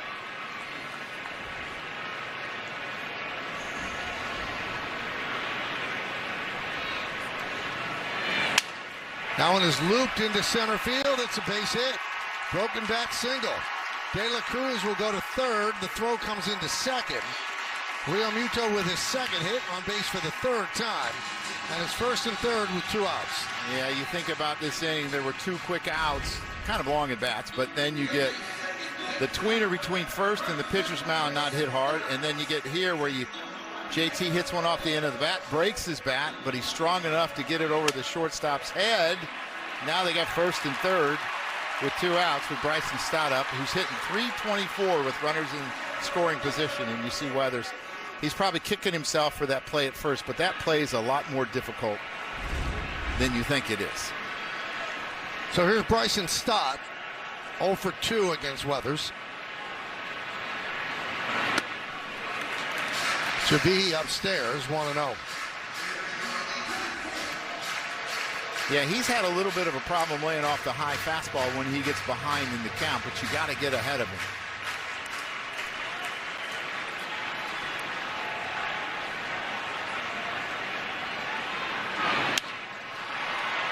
Fly ball left side. Who's going to get it on the run is Bellinger, and he makes the play in foul territory for the final out.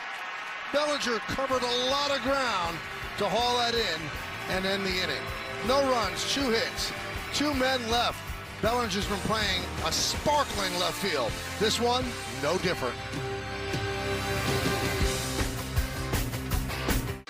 Well, I'll be there live to see Liverpool FC take on Wrexham AFC in a soccer friendly this Wednesday at Yankee Stadium. Get your tickets now through Ticketmaster.com. A lot of people excited about that match. We go to the 7th inning, another tight one. Yankees 2 and the Phillies 1. Yankees won last night 1-0. And Jose Alvarado will come on for the Phils, their final lefty out of the bullpen. Jason Dominguez turns around to the right side and takes a strike. Yeah, sinker cutter. His cutter acts more like a slider now than it did before. It's got a little bit more depth. You know, we saw the play yesterday that Bellinger made in the 9th inning for Bednar. And then, you know, the play that he just made, certainly not breathtaking, but he covered a lot of ground and made it look easier than it was. And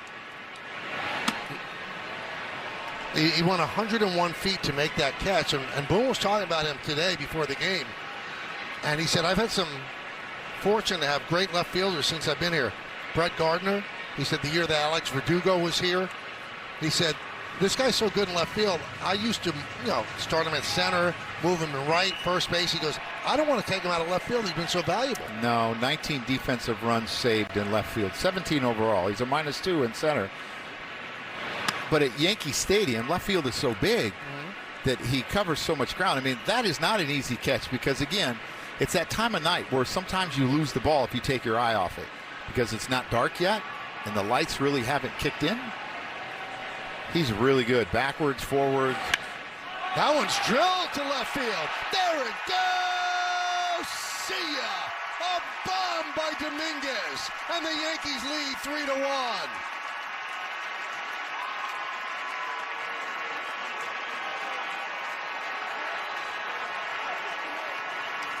Wow, his second home run off a left-hander, one with good velocity, Jose Alvarado. His 7th extra base hit in 62 at-bats versus lefties.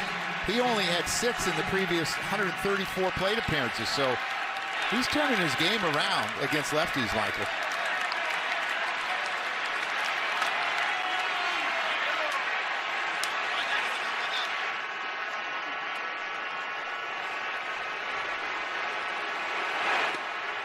I don't know. He should act as Jason Zillo a little bit more often. I was thinking that, you know, button in on the interview really helped. And that's a no-doubter. And that's his first home run since July 10th. But that's a big one. 3-1 is a lot better than 2-1 with the home run hitters they got coming up. 1-1 on Chisholm. Oh, isn't that a great sound, Michael? You know what I used to love, Michael, when I was managing, to watch early BP, and you'd hear that sound, and then you'd hear the ball hit the seats and rattle around. Love that noise. 1-2 on Chisholm. It's a fastball center cut, and he did not miss it. Waist high, a little bit middle in, and you can see the quick bat that he has, the good finish. Good distance. There go the seeds again up in the air.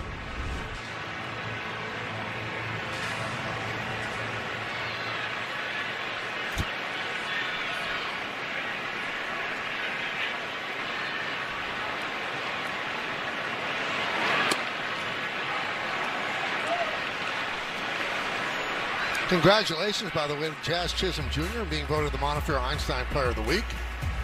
3 home runs, 6 ribbies, an OPS of 880. And the 2-2.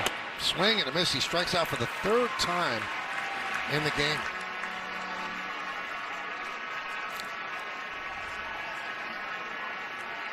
See Jazz checking it out on the big board in left field. You can watch the swing, the pitch, where it's at.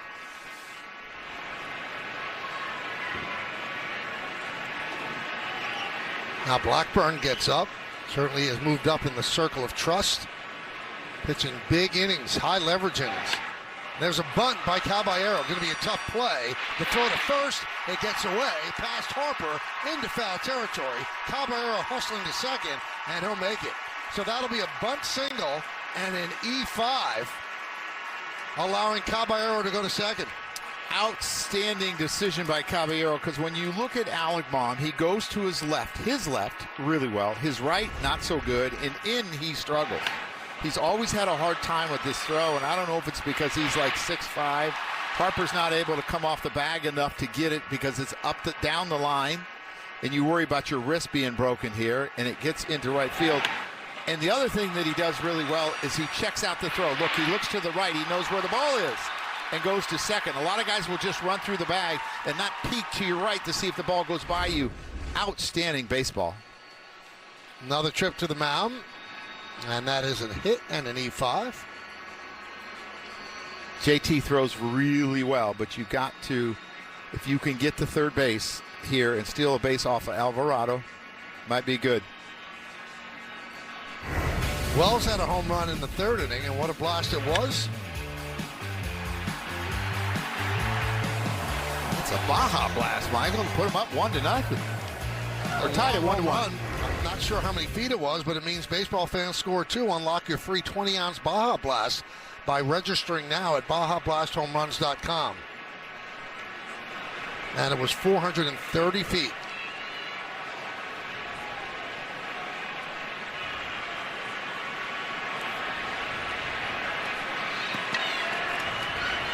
Wells with that home run and a walk. He scored 2 of the 3 runs. Chopped to second base, Stott for out number 2 as Caballero moves to third.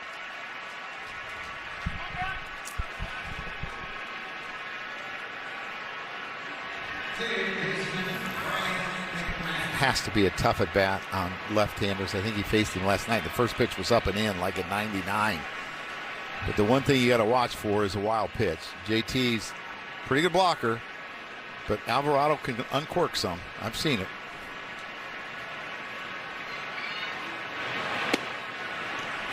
And a strike. You know that 430-foot home run by Wells? The other way? Longest home run of his career. Really? Yep. Wow.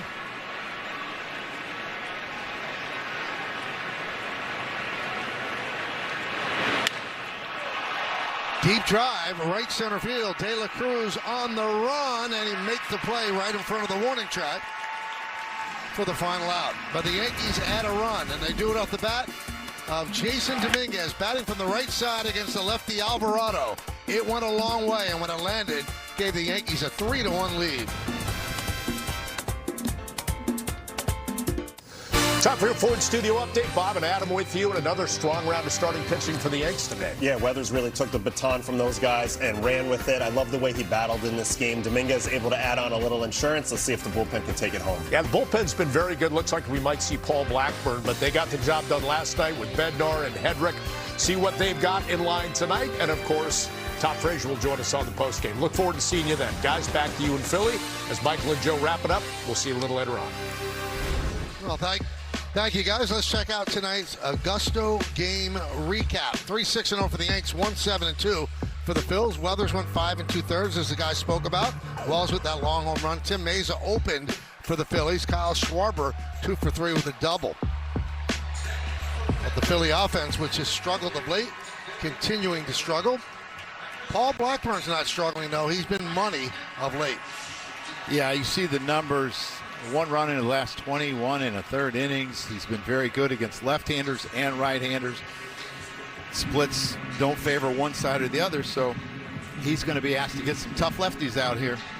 Brandon Marsh is going to be the first one as he pinch hits for Derek Hill. It'll be 9-1-2. Marsh, Turner, and Schwarber. If anybody gets on, Harper.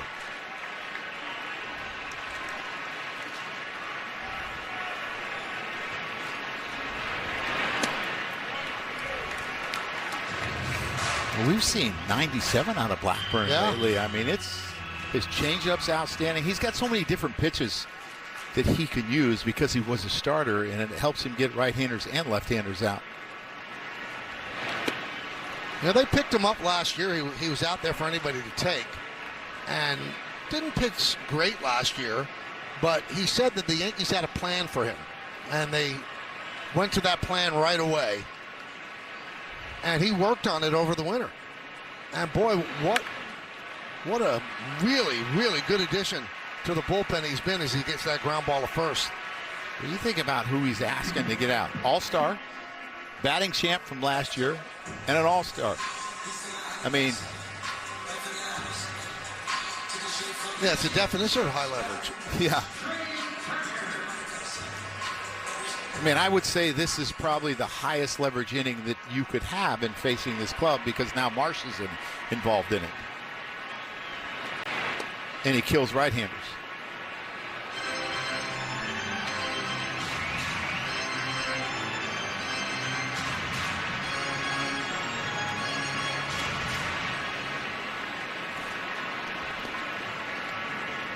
Turner 1 for 2, hit by a pitch. Scored a run.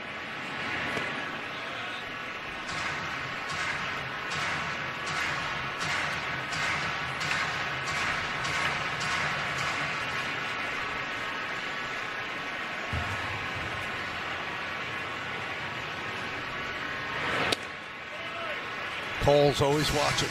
Yeah, he's trying to pick things up to learn. You never know, you might face him in the playoffs. It would be the World Series, but you could definitely face him. And I think he enjoys watching Michael teach as well, to share his knowledge of the game.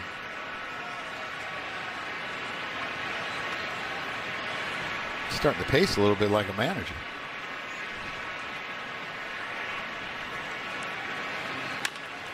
Chop towards short. Nice hop there for Caballero. The throw pulls Goldschmidt off the bag, but he tags Turner on the way by. Really good job of coming back into that count, getting down 3-0. You see the quick release by Caballero. He knows that Turner can run, and it's a high hopper. He probably had a little bit more time, could have set his feet a little bit, but he makes the play. Threw him 2 sinkers and got him to ground down. There's Kyle Schwarber. Double, single, and he struck out looking. You know what's interesting? I look at this, Michael, against Blackburn. The only guys that have seen him are De La Cruz, Hill, and Marsh. Schwarber's never seen him.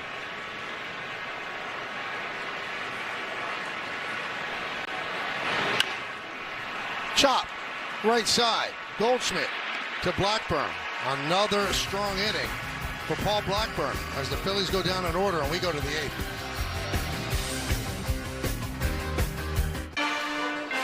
The Yankees Baseball on Yes is brought to you in part by Charles Tirrett, making it easy for men to dress well. Visit ctshirts.com.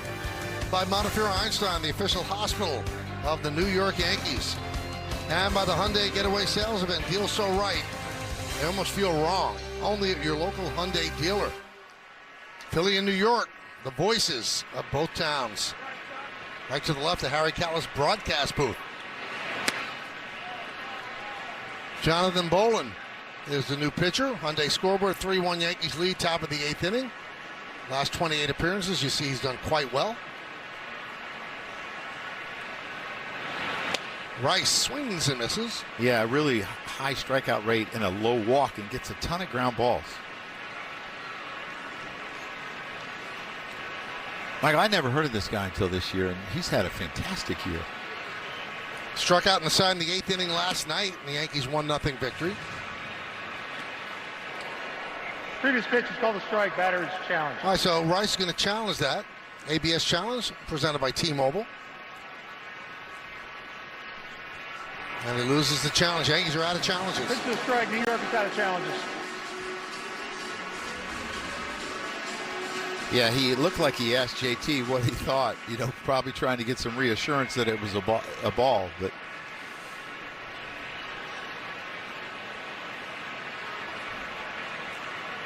You hate not having one in those last 2 innings for your pitcher.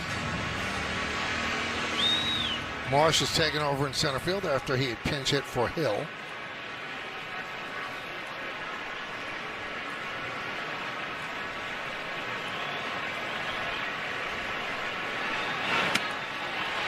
And Rice down on strikes. He's 0 for 4 tonight. Yeah, outstanding breaking ball there. Throw it below the zone. Fastball, changeup. He saw 3 different pitches, and they were all excellent.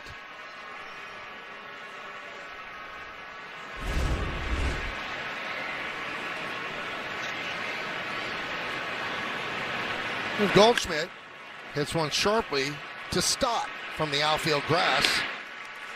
2 down.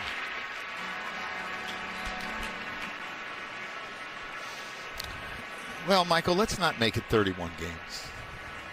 31 games. Oh, the home run. Let's get it out of the way right now. So you're trying to reverse jinx. Yes. Bellinger with a big RBI single in the 6th inning, which gave the Yankees a 2-1 lead.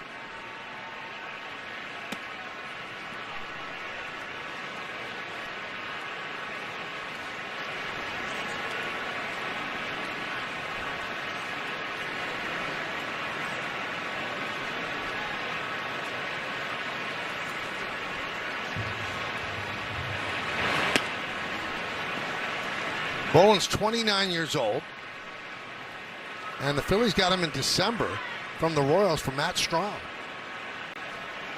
who was an outstanding bullpen piece here for the Phillies, left-hander.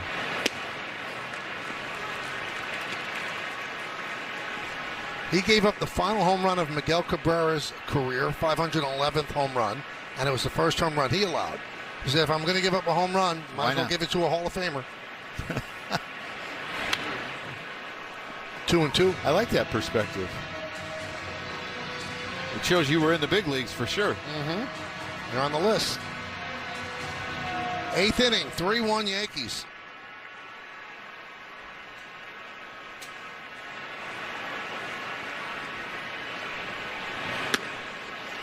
Three and 2 on Bellinger. Grisham's on deck.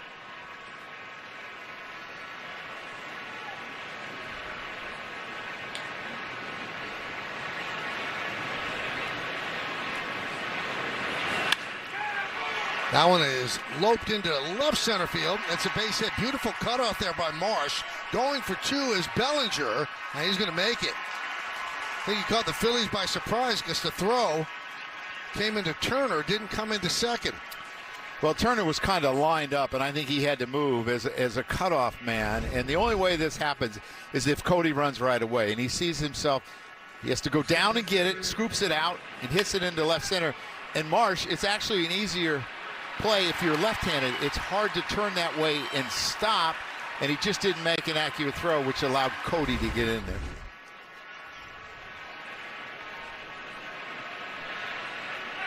Well, now the hits are even at 7 apiece.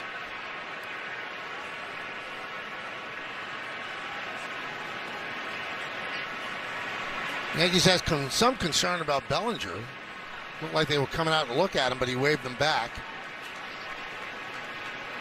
There's Grisham, who's 0 for 3.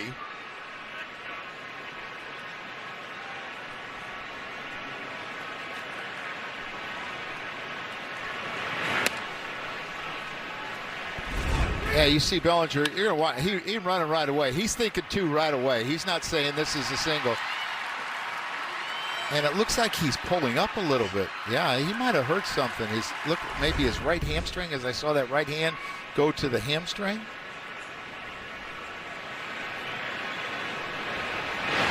And you can see him stretching at second base. Boy, that would be a big blow because he's so important to everything they do here. His defense, hitting in the middle of the order.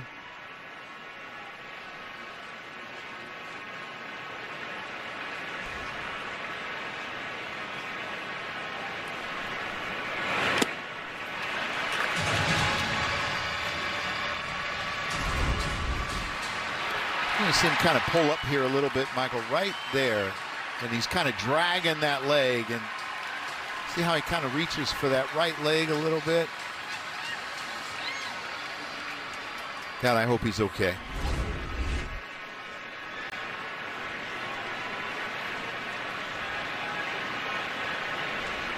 One and two on Grisham. Missed inside. That's a bullpen game for the Phillies, so they've used 6 pitchers. One of them gave up a home run to that guy, Jason Dominguez. That was Jose Alvarado last inning. 2-2.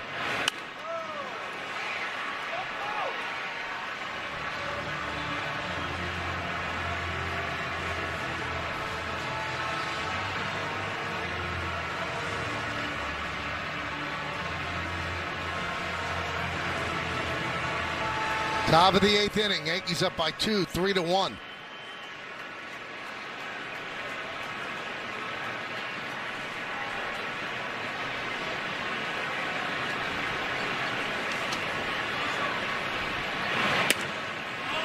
Holds up, make it 3-2. Tomorrow night, Will Warren against Christopher Sanchez. Final game of this 3-game set.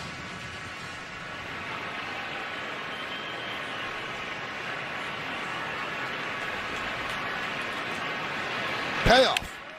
Grounded sharply and grabbed there by Harper. Good play. He took an RBI away from Grisham. We like to call this segment, well, what do we call it, Mel? How about that? Yeah, it's about Bryce Harper. As a child, he trained by hitting sunflower seeds, bottle caps, and dried beans pitched by his father to sharpen his hand-eye coordination. Appeared on the cover of Sports Illustrated at age 16. Dubbed baseball's chosen one. And in the minors, he was told he had some of the worst eyesight the team optometrists had seen. Then he hit .480 over his next 20 games after getting contacts. Good eye doctor really helps. And there's that Sports Illustrated cover back in 2009. How about that? I think that was the same cover, the same title that they had for LeBron James. And now they'll both be in the same city. Wow. Lined and caught there by Goldschmidt, or maybe LeBron has that tattooed on his back. That could be it. So Harper lines one to Goldschmidt, one away. Now, this is not great news for the Yankees. They're leading this game 3-1, but Bellinger left the game when he came off the second base to have Max Schumann in left field. And Bellinger's been so important for this team because even when he's not hitting, he's doing something to help them win with the play in the outfield. Yeah, that is not a good sign that he had to leave this game. And you're going to see him, you can see him, that right leg, it looks like he's kind of dragging it behind. And he's saying, nope, looking at Aaron Boone, shaking his head. He's done.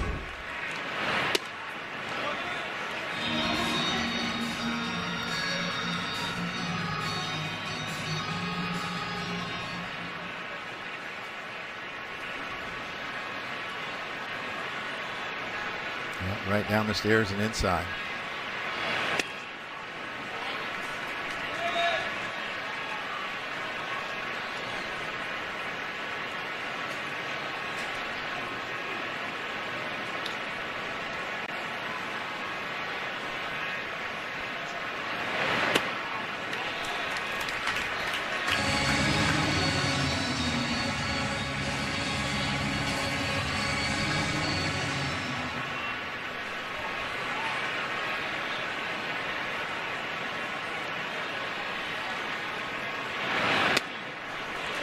And there's a walk to Bohm.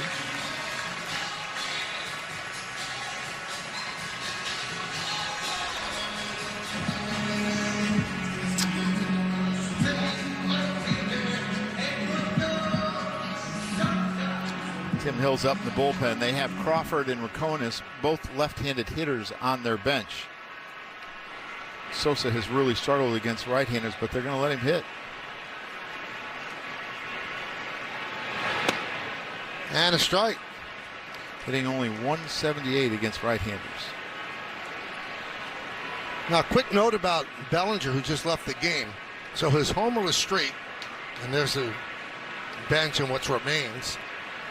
His homerless streak hit 31 games. But, Joe, he was pulling out of a slump.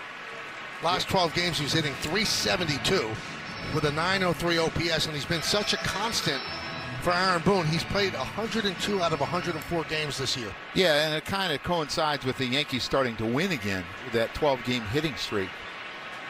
Yeah, he will be missed if he's out.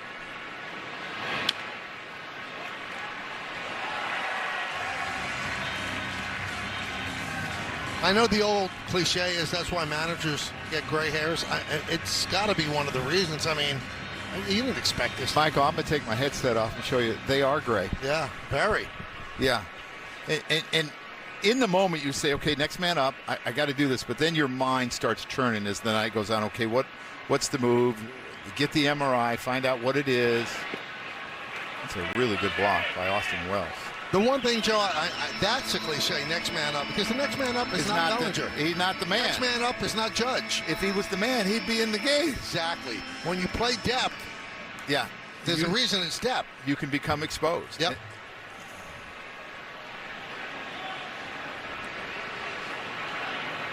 1-2. Let's see if they turn 2. There's one. On to first. Not in time.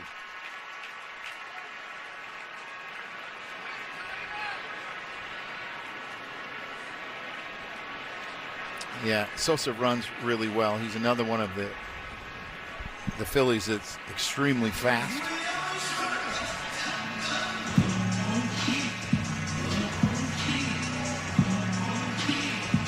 It's amazing, the ascendancy of Blackburn to be in these spots right now, games that the Yankees need in what's a tightening American League East. So Justin Crawford is going to pinch hit for De La Cruz.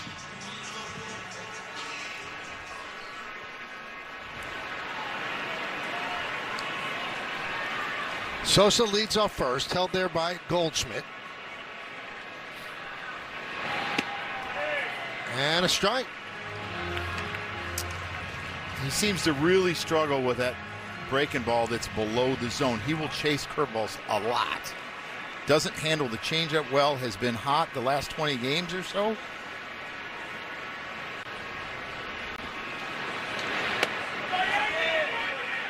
He holds up. Michael, even his stance to me reminds me of his father a little bit. See if he held up here. Yeah, he did. I'll tell you what, they had him on the scoreboard doing a Q&A. He looks just like his dad. Yeah, he does. Looks like he's a little taller.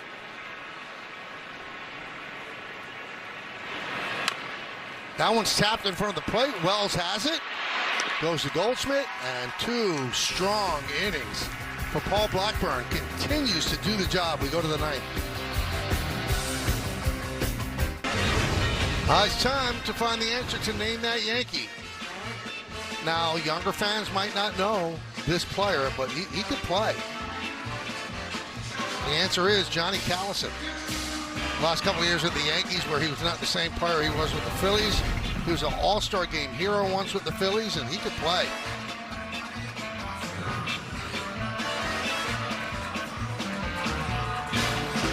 A lot of people thought he could be the next Mickey Mantle. He was from Oklahoma.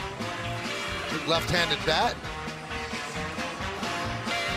Right over the Alpo sign. Johnny Callison. All-Star Game MVP in '64, the walk-off home run off Dick Raditz, 4-time National League leader in outfield assists. Traded to the Yankees January 20th of '72 for Jack Aker, relief pitcher. You don't have the Alpo signs anymore, Joe. We fed our dogs that. Oh, yeah. It's key that it's 100% meat. I'm sure they tested that. Dominguez swings and misses as Johan Duran comes on. He's the closer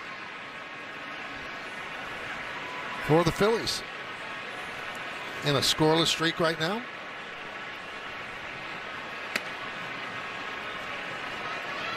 So Dominguez had that home run in the 7th inning.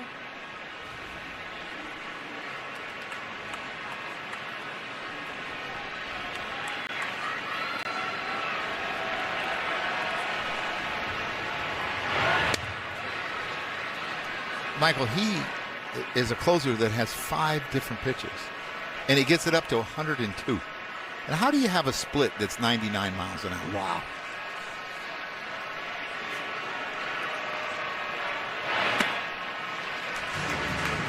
Now, he tells you he had a home run in the 7th inning, Dominguez. And what a blast it was. A 420-foot home run means baseball fans score too. Unlock your free 20-ounce Baja Blast by registering now at BajaBlastHomeRuns.com.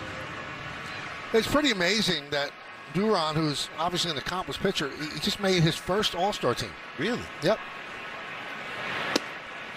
And down goes Dominguez. That's pretty nasty at 97 miles an hour. I mean, you're guarding against a fastball that's 100, and then you get this, and it has more depth than a sinker, and you're trying to center that ball up. Good luck. Now they have to come up with a name for everything, so it's a combination of a splitter and a sinker, and they call it a splinker. A splinker. Yep. It's because it's so hard. They have a hard time calling it a splitter.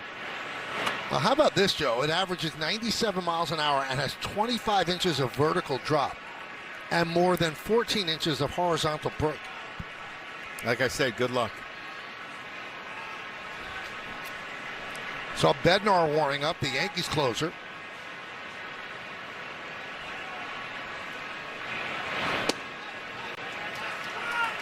Been a rough night for Jazz Chisholm, 0 for 3 with 3 strikeouts. Remember the last time we were here with Jazz in 24, the Yankees had just traded for him? He had 4 home runs in that 3-game series? Yep. In 6 games against the Phillies coming into tonight, Joe, he was 10 for 26, 385 with 4 home runs. And most of that damage was here.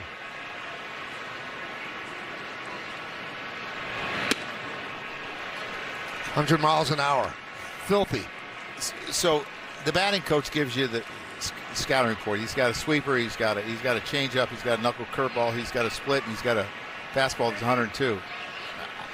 At some point, let me just worry about 2 pitches, because if he throws me the knuckle curve, he's got me. If he throws me the changeup, he's got me. I got to sit on hard here.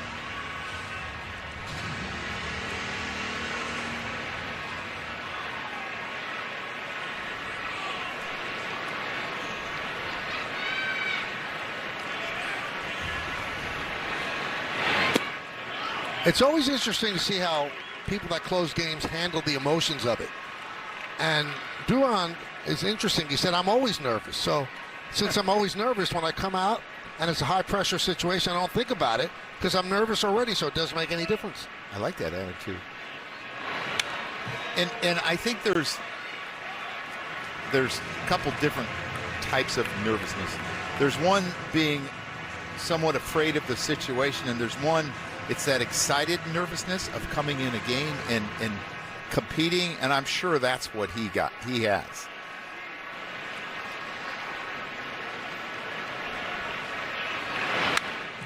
Boy, Jazz really hanging in, trying to avoid that golden sombrero.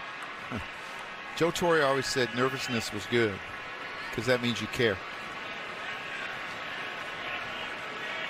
Gives you a different perspective on those butterflies that are in your stomach. Did you sense that Mo was nervous? No. He just seemed like he was in flat control heartbeat. of it. Yeah.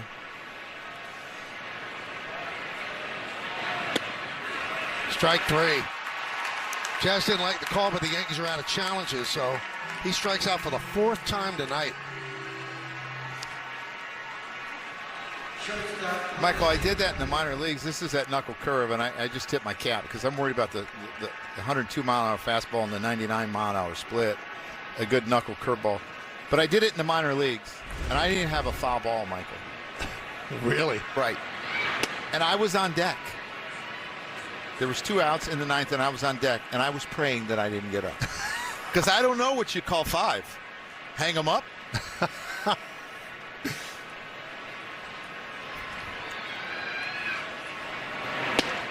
Always remember a story your wife Kim told me when you were playing, that when you were in the minors, she used to pitch batting practice with rolled up socks. And, you were having some trouble, and she said to you, according to her, when she was telling me the story, boy, I hope you're good behind the plate because you can't hit. My son once told me that, too.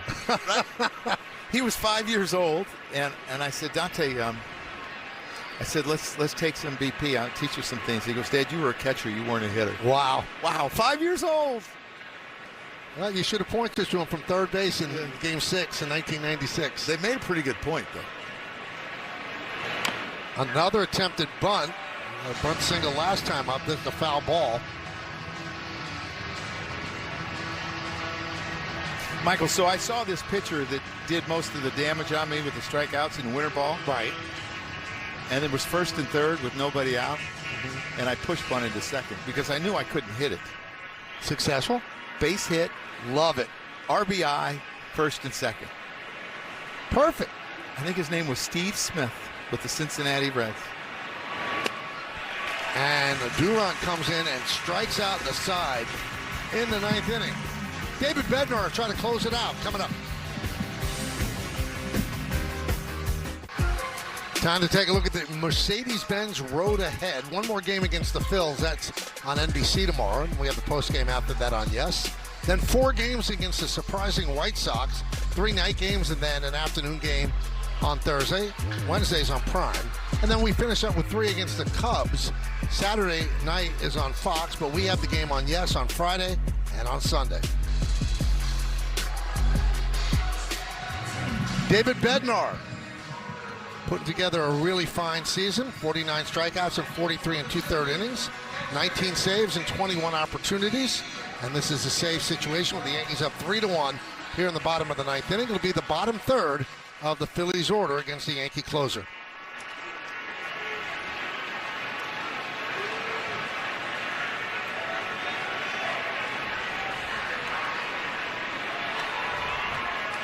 "35-year-old, 13-year veteran, Real Muto.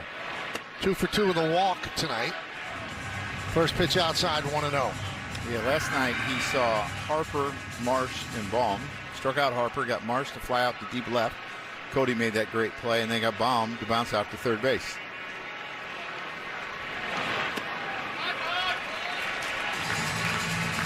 There's a curveball, which we have not seen as much as we did earlier in the year when he struggled just a bit. He kind of shelved it. And he was so good back then throwing it for strikes. He missed with that one down. Chopped to third. Foul ball.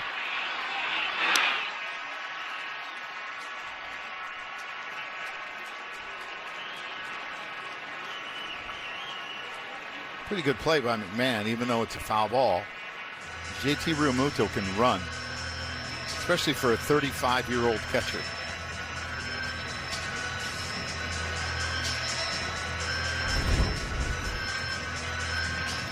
This high fastball he gets on top of. He was a really high recruit out of high school to play college football, either at Oklahoma or Oklahoma State. Looks like he made the right choice. I would say so.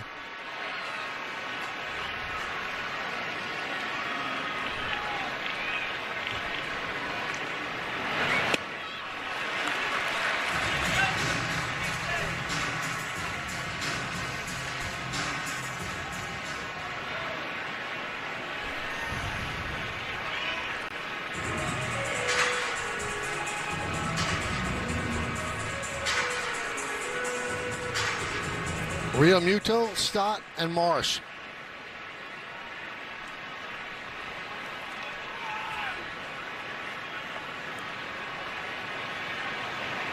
And the 2-2. Soft ground ball. Caballero backhands, fires. Got him. Just got him. Showed some arm there. Yeah, he did, and he did a good job of setting his feet on that backhand instead of trying to get around it. When you try to get around it a lot of times, you can't get anything on the throw because you're throwing on the run. Well, he plants that right foot and just lets it go. Good stretch by Goldschmidt. Gets the speedy JT Realmuto by half a step, maybe a quarter step. Wow, very close. It's an outstanding play. The thing about Cabby is his transfer is so quick. You know, he doesn't stand up right away. He stays down and makes a short transfer and then just lets it go. There's Bryson Stott. And a strike.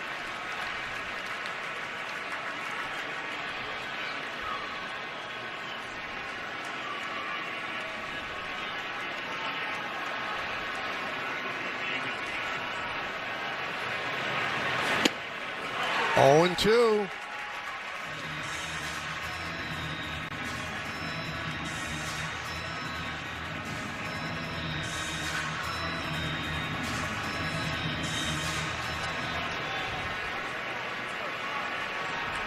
Each team with 7 hits. Yankees lead 3-1.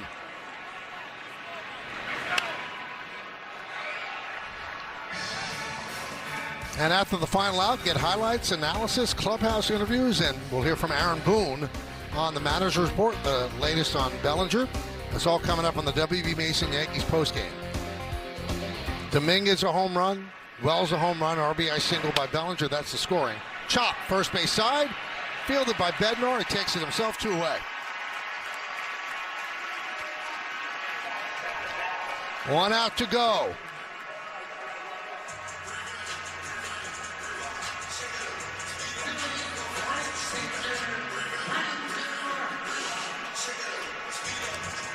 Real good performance, 5 2/3 by Weathers, then Chavihi, Blackburn with 2 scoreless innings, and now Bednar trying to close it out.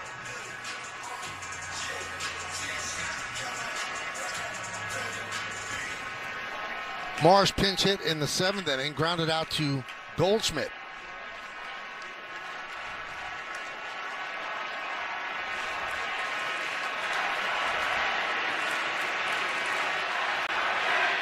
Hear the Let's Go Yankees chant from the sellout crowd of 44,562.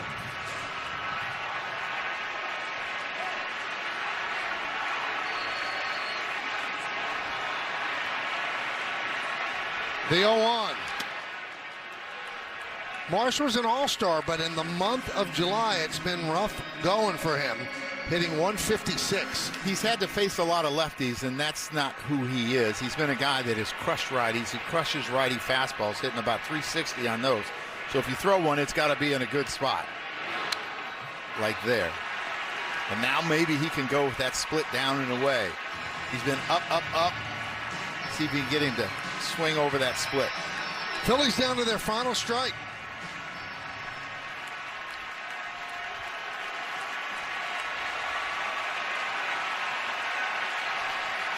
And the 1-2.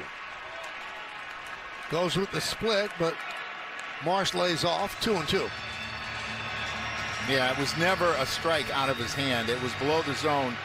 Marsh shot right away. It's got to start up a little bit more than that to get him to swing at it.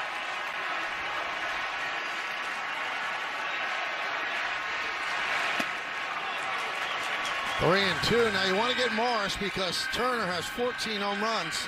He would come up as a tying run. He's on deck. And he's had 4 of those since the break, Michael, so he's been swinging a good bat.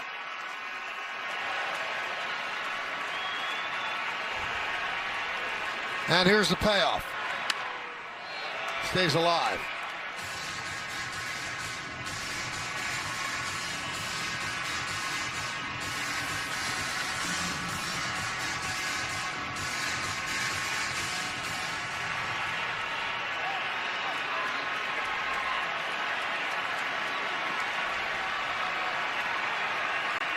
And the 3-2.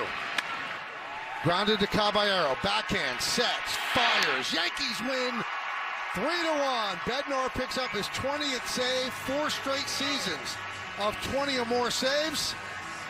And the Yankees have taken the first 2 games of this 3-game series against the Phillies. Yeah, just a really good game by Ryan Weathers. 5 2/3. Only gave up the 1 run, and he gave that up in the first inning.